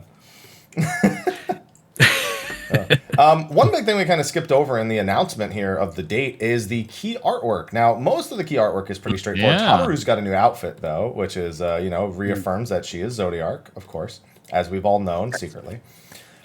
We do have, of course, the Levier twins. It's interesting that Xenos and us are kind of in the middle, like not propped up all the way at the top. And the figure being propped up at the top is actually the thing I want to talk about most. Us and Xenos are like right in the center next to each other for this artwork.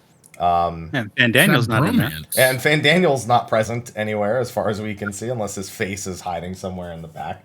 But the big question is the figure at the top, because some people at first glance thought maybe that was Daddy Levier, but it's almost certainly not, because you can see, compared to the trailer.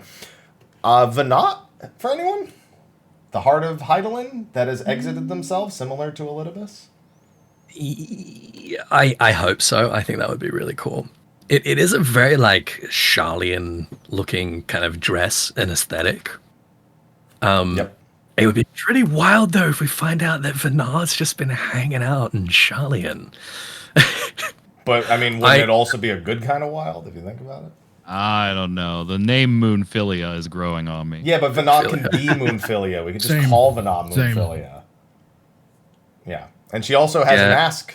She has like half of a mask on as well. I would love it to be the twins' mother or the twins' like cool auntie.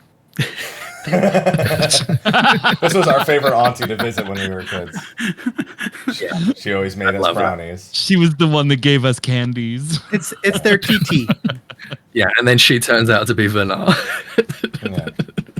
Yeah. Dude, imagine that the twins are actually like born from all right, see, now we're going tinfoil hats too much. So Seriously, top of my wish list is Mama Levier. Yeah, I just think she's the figure that we see shrouded in light in the 5.5 trailer. That's what I think. That's who I think that character is.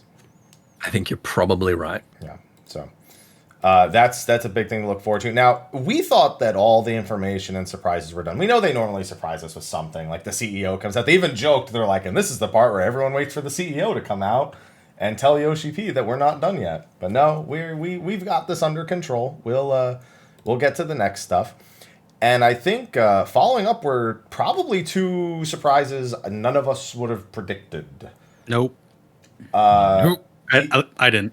I literally had neither of these were on my radar. This is like, well. I literally This is praying for one of these for yeah. years. I just wanted one of them, but He was party ready. yes, at this you were saying. I was just saying I have had this one in my top drawer. So Yeah, there you go. The first thing was, I think honestly for me the bigger of the two surprises. I think the second one was honestly overdue, more so than anything. In that they are confirming male Viera are going to be in Endwalker. Here we thought it was just going to be a hat trailer. I really did. I I did. Yeah, I did too. Literally just You really them putting think they on a would hat. just do a trailer for a fucking hat? Yes. I thought it was going to be. No. I didn't think the trailer was going to be No. anywhere near that long. I thought it was going to be No. the body pan of them getting dressed, and then yep. cut to them putting a hat on on, a- Exactly and then what I fading thought. to black. That's exactly that's what what I I thought it would thought. be. 100%. I think that comes later. I think that comes later think it comes ever in at a this live letter. I think it comes in a live letter. I don't think that's something you put in a keynote like this, but yeah. Like, Are you kidding me? You know how many I think people? you do at the end of a yeah. keynote as a throwaway fan nod. You've been asking. Finally, here you. Yeah, absolutely. I mean, that's exactly what they did. Just with They've been asking for 2 years. Yeah. yeah, so they did it. Male Viera. I gotta imagine how Matsuno felt signing off on this, because you know he had to have, right? Like he's been working. I wonder if they're gonna have him on any more series, because he's been working on Bozja this whole time. So I wonder. They will. I hope he keeps doing it, because Ivalice is his baby. So anything involving it, I think he's gonna want to be involved in. So. That definitely seems like a thing. They're very physically similar. We went into this a little bit in the reaction, how it's not that surprising that they are very physically similar to the female Viera, given the lore that reads about them, their gender not even being distinguishable until they're in their young teens. So, but it still was just such a shock. Nobody reasonably saw it coming. There were definitely people out there who are like, I sure hope they do it at some point. But I don't think there was a reasonable expectation. Didn't we kind of meme about it in the beginning? We've been memeing about it for 2 years. Today. I'm saying today. Yeah. When we talked about the little beast tribe on the moon. Yeah. There are going to be so many people out there who are like, oh yeah, I called it. I knew they were going to. No, you didn't. You were begging for it. You wanted it. You did not fucking know. You were as shocked as the rest of us. Shut up. Pretty much, yeah. And female Hrothgar in the future. Yes. Confirmed. They said they considered waiting until they were Right. both done before releasing male Viera, but they said, nah, you know, whatever. Just throw out male Viera now. Besides, if they throw out male Viera now and female Hrothgar later, that's 2 Fantasias to sell. That makes perfect sense. There you go. There you go. Look at you. See, You're not wrong. I'm business Marketing savvy. 101. I'm business savvy, All right? right. But yeah, we are getting the other genders to the remaining races, much to most of our surprises. Whether or not they will have functioning hats is another story, but you know, we'll cross that road when we get to it. This is something that I'm not planning on making use of, but it's seeing the community so fervently. What was the word they used? They said for people asking about it, they used a very tame word. Yes. Enthusiastically. Yes. Was it enthusiastically? I think it was something earnestly. Ernest.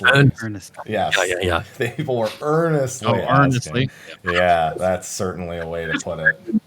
Imagine Yoshida opening his inbox and just seeing like 100 death threats and being like, oh, that's very earnest. Wow, these people are very passionate. It's just a great email. Bail bunnies or die. Hey, what? What? Oh man. So that's a big thing. Bunnies. That's a big thing. Male Viera now, female Hrothgar confirmed for later. Not just a maybe. We are doing it. It is being worked on. This just not ready in time. We put our efforts into this one first. So big thing. But then we hit surprise number 2. Yeah. It was immediately eclipsed. For some people. Finally.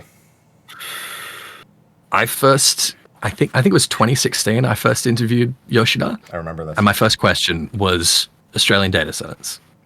When we got this big community, this is what we want. This is how. And he's like, maybe. And every single subsequent time that I've interviewed him, it's always been like the first thing where he's like anticipated it. At this point, like I remember the last time I interviewed him, as soon as I started talking about Australian data centers, he's like, look, we're looking into it, all right? Settle down. I was thinking like years away, right? The Australian community and the oceanic community in general has kind of been building up and pushing for this. It's very difficult for people on the outside to appreciate it, but we've got this centralized ANZ Final Fantasy XIV community that we've made sure is all in one place and is all like, we've got nearly 10,000 people in this one Facebook group that has been about getting everyone from the region invested and behind this push for a data center. And we were being told like, oh, we're looking into it, we're talking to people, we're thinking like it's going to be, you know, another 4 or 5 years down the road. And this is just like the best news, the most spectacular, like wonderful thing.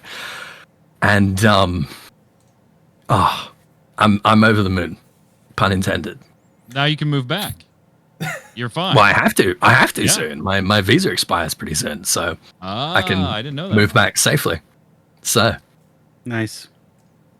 Yeah. Oh man, I mean the I'm toughest happy thing. for you, dude. That's awesome. Yes, you're getting a data center, but for chat, if you didn't make it and you haven't watched this yet, it's going to be in like the .1, .2-ish time period. Yeah. So Yeah, they said it won't be ready by 6.0. They're hoping by 6.1. That usually means 6.2. I'll be honest, that doesn't normally mean 6.1. which means it's a year away, but it's coming. Yeah. Yeah. Which is still a big step. Obviously, other regions of the world are now going to be shouting louder, most likely. Areas like South America. Yeah. In fact, mostly it's Middle and Latin and South America for the most part, just Latin America in general. Very likely. I've been saying this to the South American community, and I think like it really needs to be reiterated. You guys have got to do the same thing. You've got to centralize. You've got to take all of your like fractured South American communities. You got to bridge them together in one space, and use that to push for representation for your region. Yeah. That's what we've done. It's taken us several years, but it's paid off. So go for it. Yeah, it's of course the biggest struggle is, and they have commented on this past, definitely localization, because that is a data center that will require a localization effort. So I think it is a more challenging region, more likely. Although Definitely. Oceania is not entirely exempt from that problem either. You know, We have a bunch of different languages too. yeah, people think that Australia, most New people- Zealand, but you got to remember a lot of Indonesia. Yeah, Indonesia. Yeah. Indonesia, Just Thailand, ask earnestly, Singapore. and you'll get it. I mean, Yes, that's all. earnestly. Yeah. And a polite letter. Yeah, so I think this is a really positive step forward. It's certainly a super positive note to end. Now the only question is how many because there's a lot of people who are, it's very similar to Europeans who had to play on North America before the EU data center. While it obviously now we've seen that wasn't really a long-term issue of, people needing to like leave groups and like, go back to their data center. Most people ended up just kind of playing around on both that I know of at the least. And that's, I'd imagine, going to be very similar here, where people who have characters, or I mean, I guess it doesn't matter where the character is anymore because of data center travel, but just groups that they're used to playing with that are not in their region, not in their time zones, to see if they will uproot and kind of move to Oceania and give them a similar raid scene, or role playing scenes, all the things that we consider staples on the other data center. I honestly wouldn't be surprised if they just pick up Tonberry and Khuja and shift them to Oceania. Right. Honestly. So you think there will be another server shakeup, like a small one? Yeah, it'll definitely be smaller, but I really wouldn't be surprised. The majority of Tonberry was like the unofficial Australian server. Yeah. And when it filled up, we grabbed Khuja, and now both of those are probably at least 60% Southeast Asia, Oceania, like non-Japanese in that region. Mm-hmm. So I really wouldn't be surprised if they just pick up those two and just shift everyone over to Oceania, give them like a free transfer for the Japanese players there that might want to change servers. Yeah. Rather than doing They it. don't want to hop off before they're in Australia. Yeah. Yeah, and I guess, again with data center travel, this probably doesn't become nearly as much of an issue because Right. people can migrate their characters to Oceania, but that doesn't change their access to play. They even specifically said do duties with data center travel earlier. Those are the words that they use. They said do duties. Yeah, with your I'm friends. expecting more information about that, because that's still, they left that topic very vague again, and I wish they wouldn't have. I think they're saving it for the live letter tomorrow, is what they said. Yeah, probably for the live letter, because it's not a sexy thing to talk about, but it is in like a keynote speech, right? Mm-hmm. But it is something that definitely needs details wrapped around it. Can you run dungeons? Can you do 8-person? Can you do 24-person? Can you do this? Because I'll tell you this, when I walked away from the very first presentation where we had Sage revealed and everything, I was looking at the way they presented the data center travel as, yeah, I think a lot of people are probably going to be disappointed with this. It sounds like you could go hang out in the world with your friends and take some screenshots if you want to, but that's going to be about it. This kind of today maybe left the door open for actually being able to do 4-person, 8-person, 24 content, or some of that by using the word duties. But that word does have an awful lot of meaning too, multiple different meanings. So I'm looking forward to more on this. Because that's going to be the key. It's no coincidence that this is happening, and then a few months later, Oceania is getting its own data center. I mean, it makes sense to try and coincide these two things as close together as you can, so that you don't have Tonberry becoming it's just all abandoned. You want housing? Go to Tonberry because nobody's freaking there anymore. Well, no, go to Oceania because it's all new houses for all the housing areas. Or taking Tonberry and moving them. But I do want more information on the data center travel because, again, they were just very vague, and that's 2 in a row. Yeah. I'm going to look to the live letter for some more info on it, and hopefully, if not, of course, I think it'll be next up in subsequent interviews after FanFest, because there's always that 4 days of Yoshi P doing nothing but interview after interview for every site in the world, and hopefully it'll get asked there. Big thing that I'm wondering is if people who play on NA or EU or Japan are going to transfer their characters main to Oceania to buy houses and then just world data center travel back to their... Yeah, I do. I have not. Womp womp. Yeah, I do genuinely wonder if they're going to have... They said they were looking to be a little bit more strict about housing and the way that people abuse the system. They grandfathered in people who had extra houses, and that's never really believe it when I see problem. Yeah, so that's a big believe it if I see it kind of thing. So there's definitely going to be some challenges with this. I think the way to solve that would just be to give the first window to people that actually play in the region. Yeah, I think people who take at the very least, people who have addresses there or have specifically used the free transfer. Perhaps I'm sure that's going to be a lot more people that are just We also don't know how many servers are in the Oceania. For all we know, it could be 1 or 2 or 3. We really don't know what to expect in terms of the number of servers. I guess 3. I guess 3. Well, yeah, that's what I would have guessed as well too. Which it's. I mean, maybe they can just make more space and have even more houses than the rest of the world. The total player base would be maybe 200,000, 250,000. Yeah. So I think worlds would and be. Even that's probably on the upper end. I'd probably assume of expectations. Not an insignificant amount. No, not by any stretch of the imagination. You also have to consider the number of players who never picked up 14 because there were no official Oceania servers. Exactly. And this has been the problem, is that Square Enix's attitude has always been responsive rather than predictive, right? It's like they've always been like, oh well, we'll make a server in a region when there's enough players in the region to warrant it, to justify it, rather than, well, we'll put a server there because then players will come to it. And what we've had to do these last several years is demonstrate to Square Enix that the players are already there. But the effect is absolutely going to be, because just anecdotally from the number of times that I've hosted the PAX booth in Melbourne, right, and had thousands of people coming through every single day saying, are there Australian servers? Are there Australian servers? Yep. Well, why would I play this? WoW has Australian servers. Why would I play 14 if it doesn't have Australian servers? Even this preview that we're doing, we're playing at 200 ping, and it's a pain in the ass.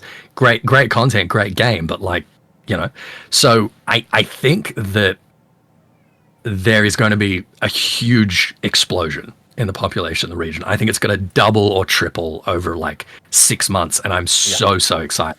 I think with a big marketing push for Endwalker as well, we're suddenly going to see Endwalker posters on buses in the middle of Sydney and stuff, and I'm just I'm so excited. I'm so excited to see how the community builds up at home as a result of this. Yeah. I do think that a lot of that stems from A Realm Reborn and the nature around the initial re-release of the game. I think that's led them to take an approach that's definitely more reactive across everything they do.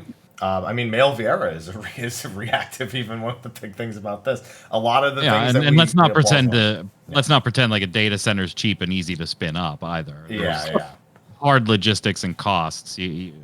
Particularly in Sydney, which is where they were saying they were looking at putting it, is the real estate there alone is absurdly expensive. Yeah. It's more expensive than central LA to be out in the suburbs in Sydney.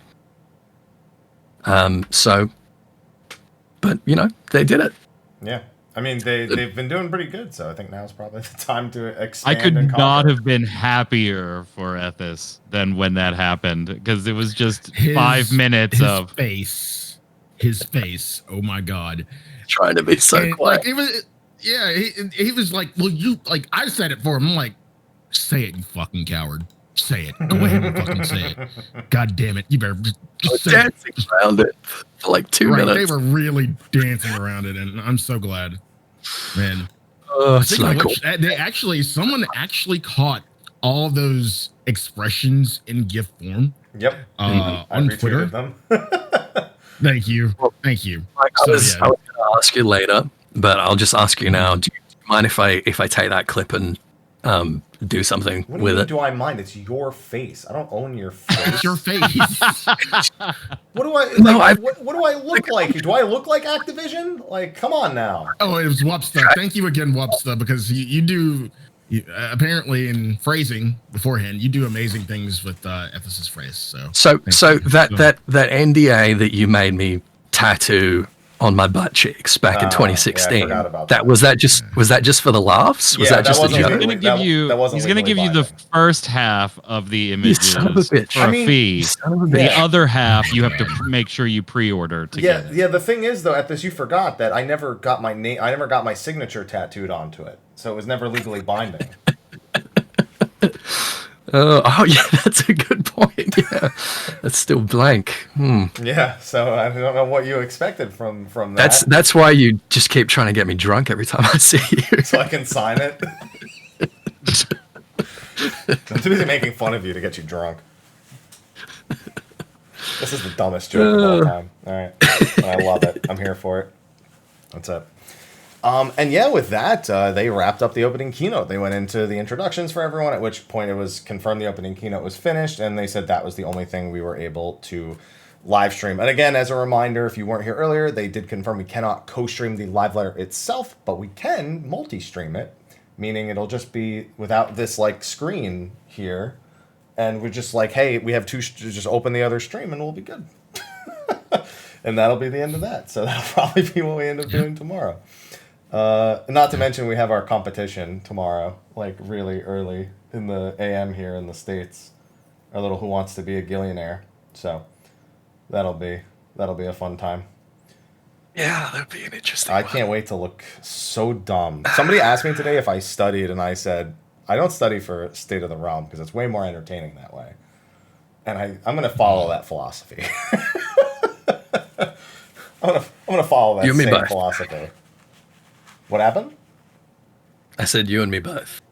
Yeah, but one of us needs to study, and the other one could to help, but is probably better off regardless, on equal footing. So I'd say that me not studying is worse, and I think Sly can attest to that. Yeah, As somebody who does study. I mean, yeah, I need to study. Fuck. Hey, keep in mind, you better get studying, because after 5.5 Part 2, we got to do Civia. Don't forget about that. I hope you haven't been forgetting things.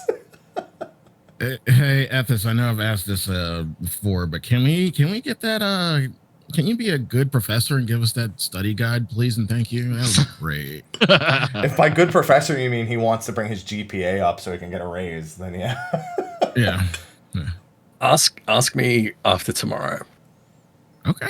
All right. So he can say no, right. but make you wait to say no. I mean, I don't know. He's on a high right now because of Oceanic data centers. So Oh, you're maybe trying to play to him while... that makes sense. Yeah, that's a good call. Yeah.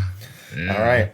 And well, with that, a 2-hour opening keynote, a roughly 2-hour discussion about it afterwards. I think this was probably despite the conditions under which that led to this digital fan fest, this is my favorite fan fest that we've had in terms of the keynote itself, the excitement from the actual keynote. Yeah.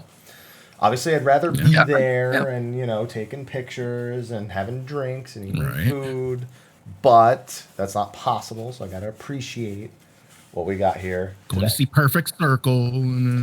That was Mel's idea, and it was a good idea. It was a very good idea. Yeah, it was. Yeah, we stayed an extra day for that. We also went to Gordon Ramsay earlier that night. That was a good night. That was good time. That was date time. That was date time. That was a good time. Yeah. All right. And hopefully I get my second jab on Sunday. Maybe that can be arranged sometime in the next half a year again. I think we have a Backstreet Boys concert coming up in like September that we're going to. That we're hoping doesn't get pushed back. Listen, I'm all for the boys. All right, I'm all about it. All right. Oh my goodness. Yeah. So that's the hope. Okay. August. Okay. Maybe it'll get pushed back again because it got pushed back once already. So can't wait to go see Backstreet Boys. Don't shake your head no at me. Like you don't know the words. I Liars. absolutely do. Exactly. 100%.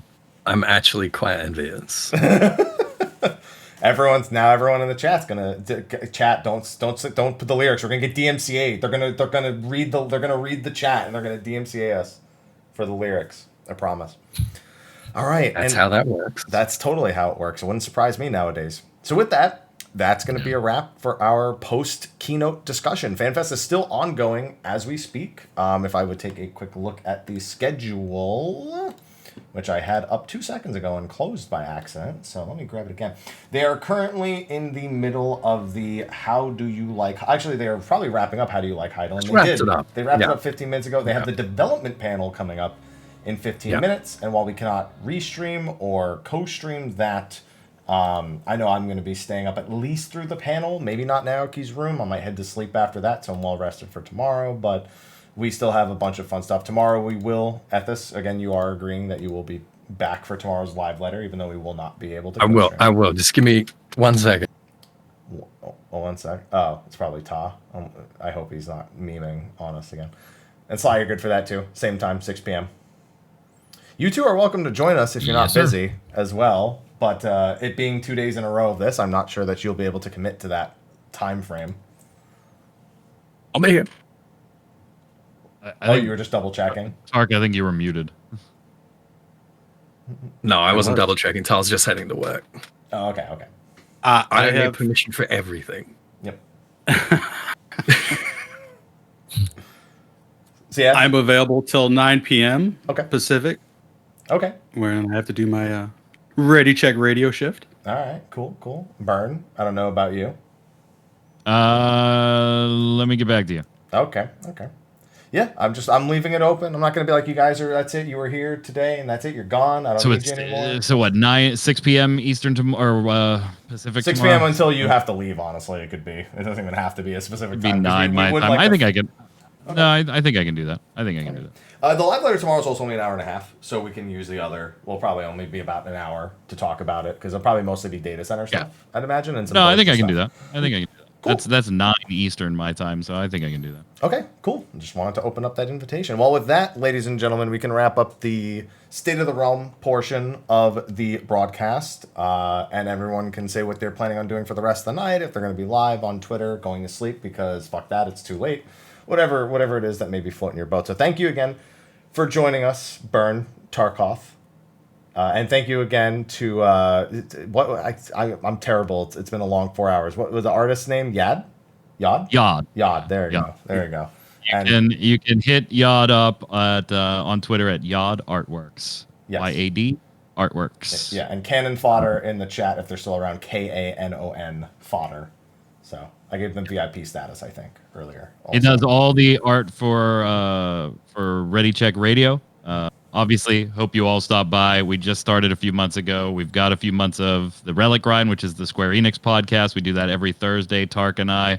We have a third host, Adam Lane, a.k.a. Kronos, who I know through Final Fantasy, the trading card game. Great show, great podcast every Thursday. And then we have a Blizzard one and a general gaming one and a team of volunteer streamers that, including myself, that stream all kinds of times. Go to readycheckraideo.com. Keep it easy on yourself there. In the upper right-hand corner is all the socials. You can hit us on Twitter, Twitch, Facebook, YouTube. Would very much appreciate if you could take a moment and follow or sub on those things. We're just getting started. And if you could hang out for live stuff, we would love to see you. It's always a good time. So if you're feeling kind and spare a moment for a follow or a sub, we would love it. And that will be available on the YouTube as well in the description. So make sure if you're watching this on YouTube after, same deal. All right. Very kind of you, sir. All right, and with that, Yes. Tarkoth. I'm assuming that was your outro burn, so Tarkoth can also. That is. That's All my. I'm out. He's out. right, that's it. Twitch and Twitter, Tarkoth Gaming. You can also catch me on Readycheckraideo Saturday and Sunday nights. I'm doing Near Replicant right now. You farming for some side quests? Oh my god, the fetch quest, it reminds me of A Realm Reborn. And the gardening, Final Fantasy XIV ripped gardening wholesale from Near Replicant. Like the mechanics are just exactly the same. Well, best of luck with that. Yeah. Because Having fun. Yeah, I'm busy waiting for the story for the Near Raid to start next Tuesday for Final Fantasy XIV. So I hope I can't wait. I'm sure it's going to end fantastically. Cricket. Yeah. Cricket. Oh, Maybe God. All right, Ethys. Why don't you tell everyone what you've been up to, Yeah. where they can find you at? Oh, that's me. Well, I'm going to be checking out How Do You Like Heidelin, which we just missed there, which is an hour with Bunry Oda. So that's going to be wonderful. And I'm sure I'll have some thoughts to share on that in the near future. Look, you can find me, Ethys Asher, on Twitch, Twitter, YouTube are the main places. I'll be streaming when I stream sometime this week. I've got a bunch of notes here for videos that I want to be doing, so keep an eye on the YubTubs. Of course, I will be here tomorrow to talk more during the live letter. And yeah, if you guys don't follow me in places by now, it's because you don't like me. So there you go. Not like you. Really?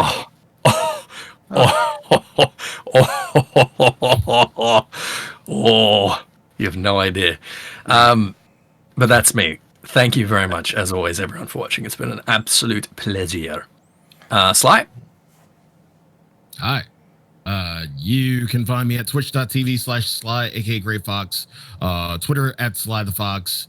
Yeah, I'm probably just gonna be like, I'll just be checking out the dev panel myself because I'm always interested in that shit.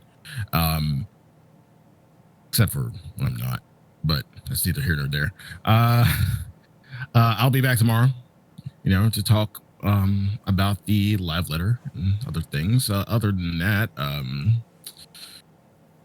what do I want to do? Have I made up my mind? About what? We'll still do Serious WSOY tomorrow. contemplation going on there. We'll still do WSOY tomorrow. It's just going to be earlier.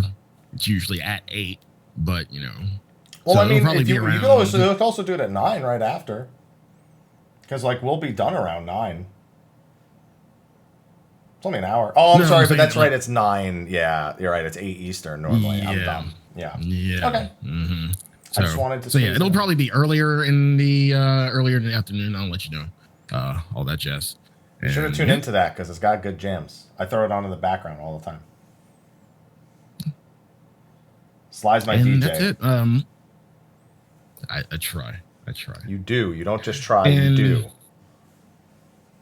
You demand. Mike, we're We're trying to just compliment Stop it. Sly before he comes to me.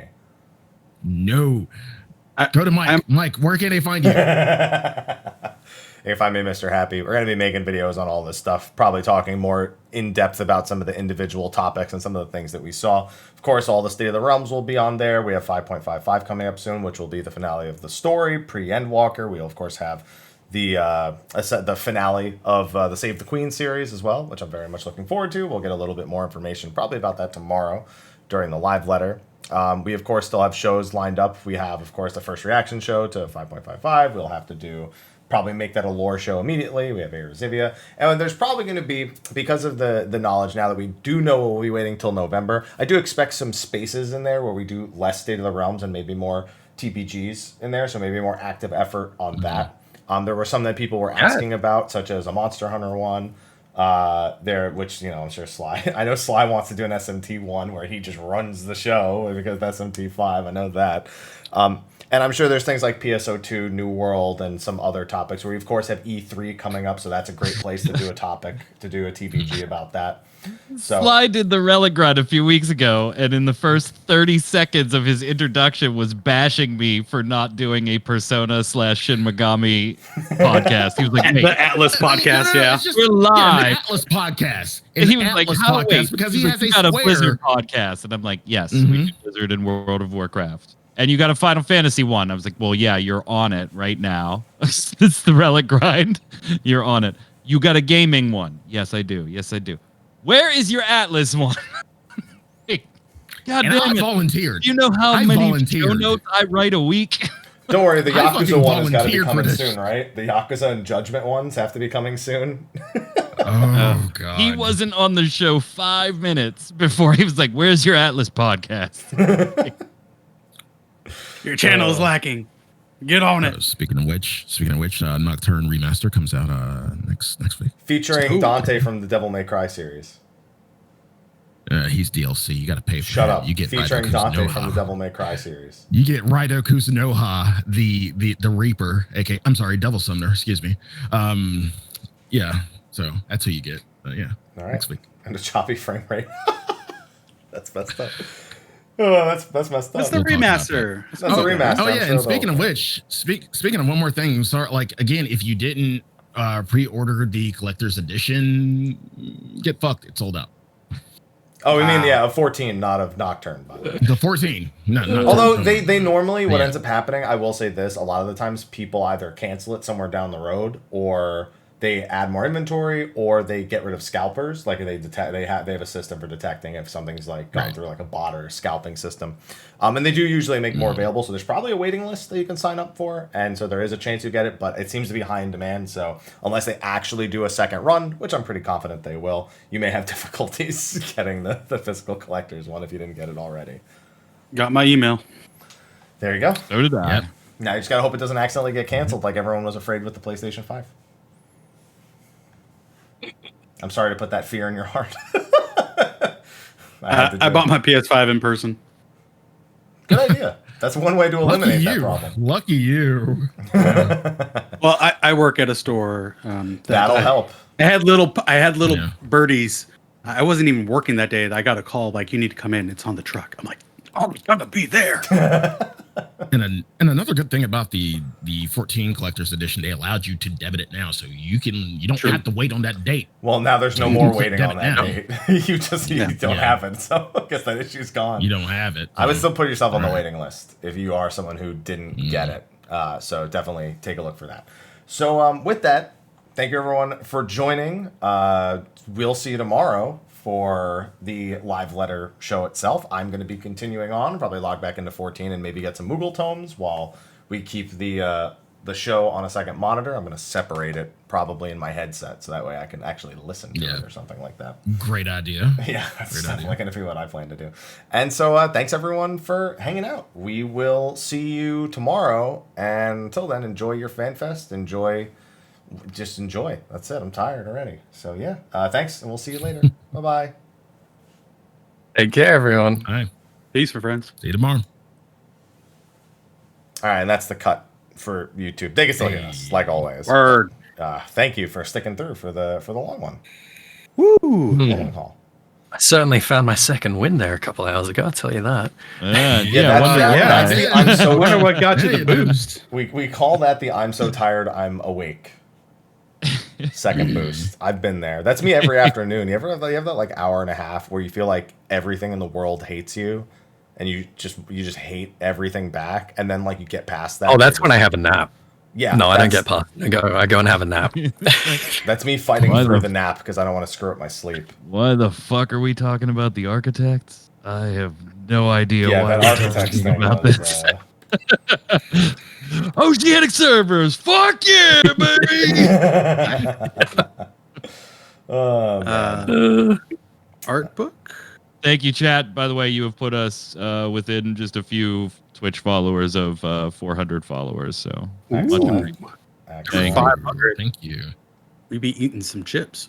Couple more of you. Yeah, we still have the 500 challenge. When we first get to 500, we'll be playing a Threes Rocket game or Rocket League game, as many as we can after all 3 players eat the 1 chip challenge. You know, it's funny. Mel bought me that challenge. I have the expired chip in the box sitting right here. Got all 3 right here. Expired in February. Not subscribed. Is it 500 followers on Twitch? So. Is it just really spicy? Yes. Yeah. If you want if you want to see it hilariously, watch Shaquille O'Neal eat it. Right. That's a good clip. That's Do that have it with some guac or just no? Don't be a bitch. Have to go. You just do it straight. No, you just the 1 chip challenge. It's literally 8 chips. We're away from 400, so we need 104 to get to that challenge date. But much appreciated for those of you that followed Readycheck on Twitch. Thank you. Yeah, I will definitely be getting at least the first half of this posted to YubTub tomorrow. Probably stagger them a little bit because I'm going to be busy. I'll have time to really do it tomorrow, I suppose, more than any other time.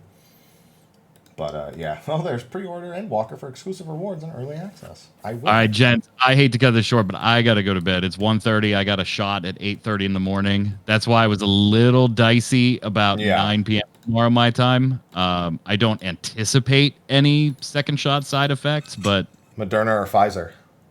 Pfizer. Then, so yeah, better odds. So, if I'm feeling fine, yes, 9 p.m. tomorrow for live letter is totally fine. Cool. If for something, some odd reason, I end up getting some type of side effect that would prohibit it, I will let you know as soon as possible. Cool. All right. Gentlemen, it's been a pleasure. We will all go our separate ways. We'll do our best to convene again tomorrow. Later, Tark. I'll talk to you. Sly, always fun. Always fun, my friend. Always good to see you, Tark. Thank you so much. It's so good to talk to you again, my friend. It's been it's good to catch up. I'd love to, like I said, get you on the relic grind in a couple of weeks here after this FanFest stuff settles down, because I know you are going to have quite a bit of content to do. So I'll leave you alone for a couple of weeks, and then I'm going to bug your ass to get you on my show. Awesome. I'm looking forward to it, mate. Hell yeah. Have a good night, everybody. Good night, everyone. Peace, friends. Cheerio. Bye-bye. Good night. Bye-bye. Okay, I hung up on them, guys. If you guys don't mind, I need a couple of minutes here to get situated a little bit. I would like to continue the stream. I don't want to go too crazy late, but I need to get a few things set up before I do actually continue. I need some water. I've had coffee this whole time, but I could definitely use some more direct hydration if you guys don't mind. So I'm actually going to run a couple minutes of ads. I'm going to go take care of all that, use the restroom, get something to drink, and maybe give Aloha a couple treats so he doesn't fight me too much. And then I'm going to log into the game, and I'm going to get working on a couple of things before we maybe hop in and try to do some late 24-mans for some tombstones. So let me throw in some music for you guys real quick. I really got to rip the rest of my music onto my PC, all of my Bluetooth CDs, because they're not on this PC. So like I have like 7 albums behind me that are all from the years of Final Fantasy 14, and none of them are on this PC. I have Scions and Sinners, I have Pulse, I've got the Square Enix Jazz album. Let's throw on the Jazz album while I'm AFK. Here, let's throw this one on. How about this? There we go. Alright. Turn that up. Oh good, that's a good one. That's the one that I wanted. Okay. I'll be right back in a few minutes. Let me put on the BRB screen instead. There, I will be right back.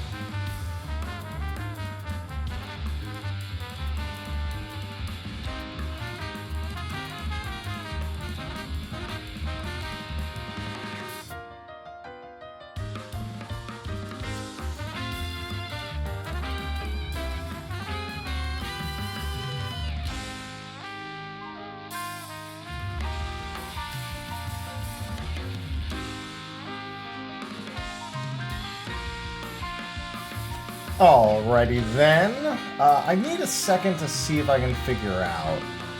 I'm gonna boot up the game, but I really want to set it up so that my game is coming through one audio source and the dev panel is coming through another. So I think I know how I can do it with my headset. Hopefully it doesn't screw anything major up. I think I just need to boot up the game, give it an audio setting, and then change my main audio setting to the thing. Because the game you can... Well, I think it auto-adjusts more so than anything else. Alright. Let me log into the game. I also need to get stuff uploaded to YouTube so we can just kind of chill and talk about the stuff and take in the dev panel. Looking for a safe space to talk about the dev panel that's not as crazy as the other chats. This will definitely be a place to hang out for a little bit. Because they just said they're sticking to their original wording. None of the stage events are co-streamable except for the opening keynote. Live Letter is a stage event.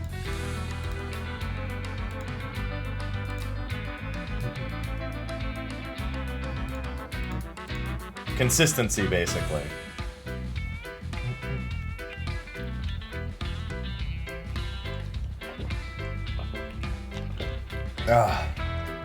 Man, I need that. That water is much needed.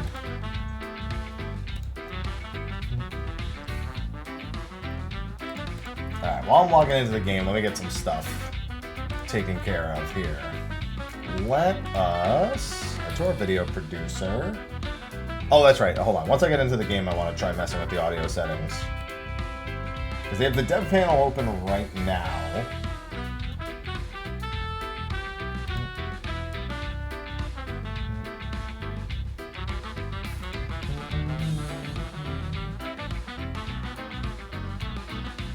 So let me see if I do this.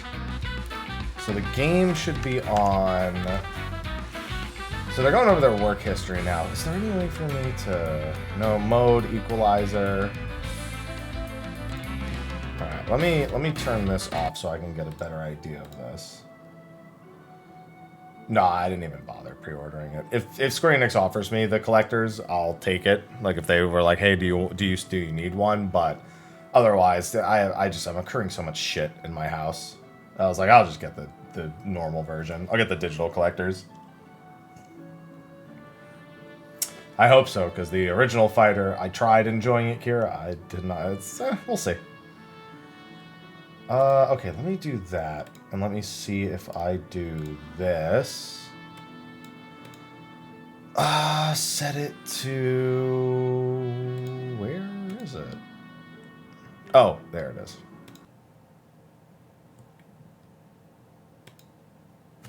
Alright, now let me check. Okay, so you guys can still hear the game, correct? You guys can still hear the game. Hi, Aloha. It says you guys can still hear the game audio. That's very strange. It says it's coming through. Oh, no, it doesn't. Okay, here. I'm sorry, I know how to fix it.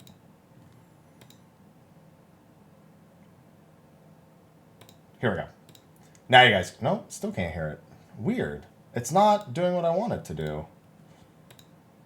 Huh. Yeah, now you can hear it for sure. That's not what I wanted it to do. I might not be able to set this up the way I want to.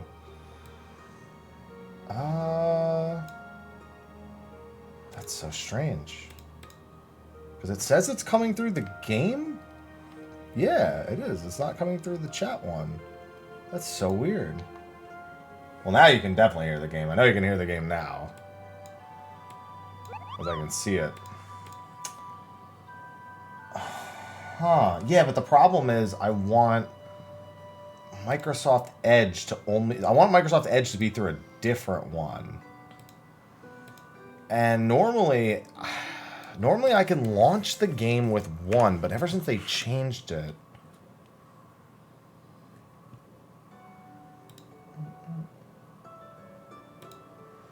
No, because I normally just do it through the headset, because the headset has two different audio channels. But it's because I think ever since they changed it with Final Fantasy 14, I can't. It just constantly swaps which one it's attached to, as opposed to me being able to manually separate them. Because that's what I used to do. I used to manually separate them. That's so weird, though, because my headset does have it coming through the game channel. Like, when I turn the game channel all the way down, it goes away. Well, I'm saying I don't have virtual audio cables, so let me just check. Manage sound devices. Because normally I don't have to do all of that. Normally I can just set the game to one. Normally the game properly set. The problem is the game is on the game audio channel, but you can only hear it through the chat audio channel, which doesn't make any sense. That's what's weird about it. Is I've already done that basically. I don't even see device preferences.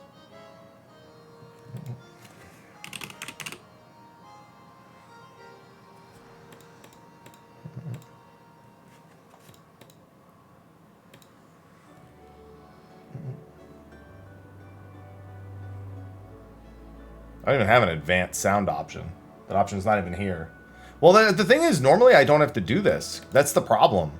Is it the way I want it set up is actually how it is already set up, but it's OBS is doing something really weird right now. See, now you guys shouldn't be able to hear it. That's correct. When I do that, and you can hear it again. That's correct. All right.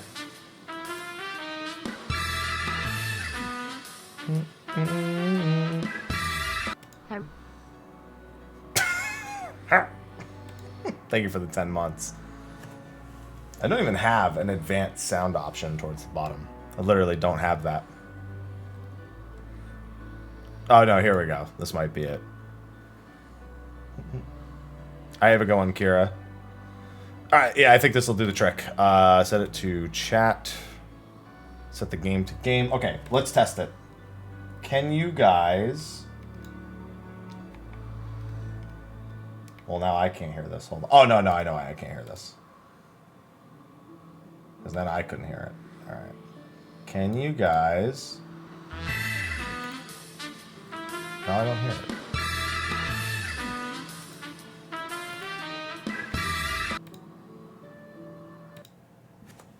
Let me turn that down. Wardox, thanks for the 5 gifted subs, man.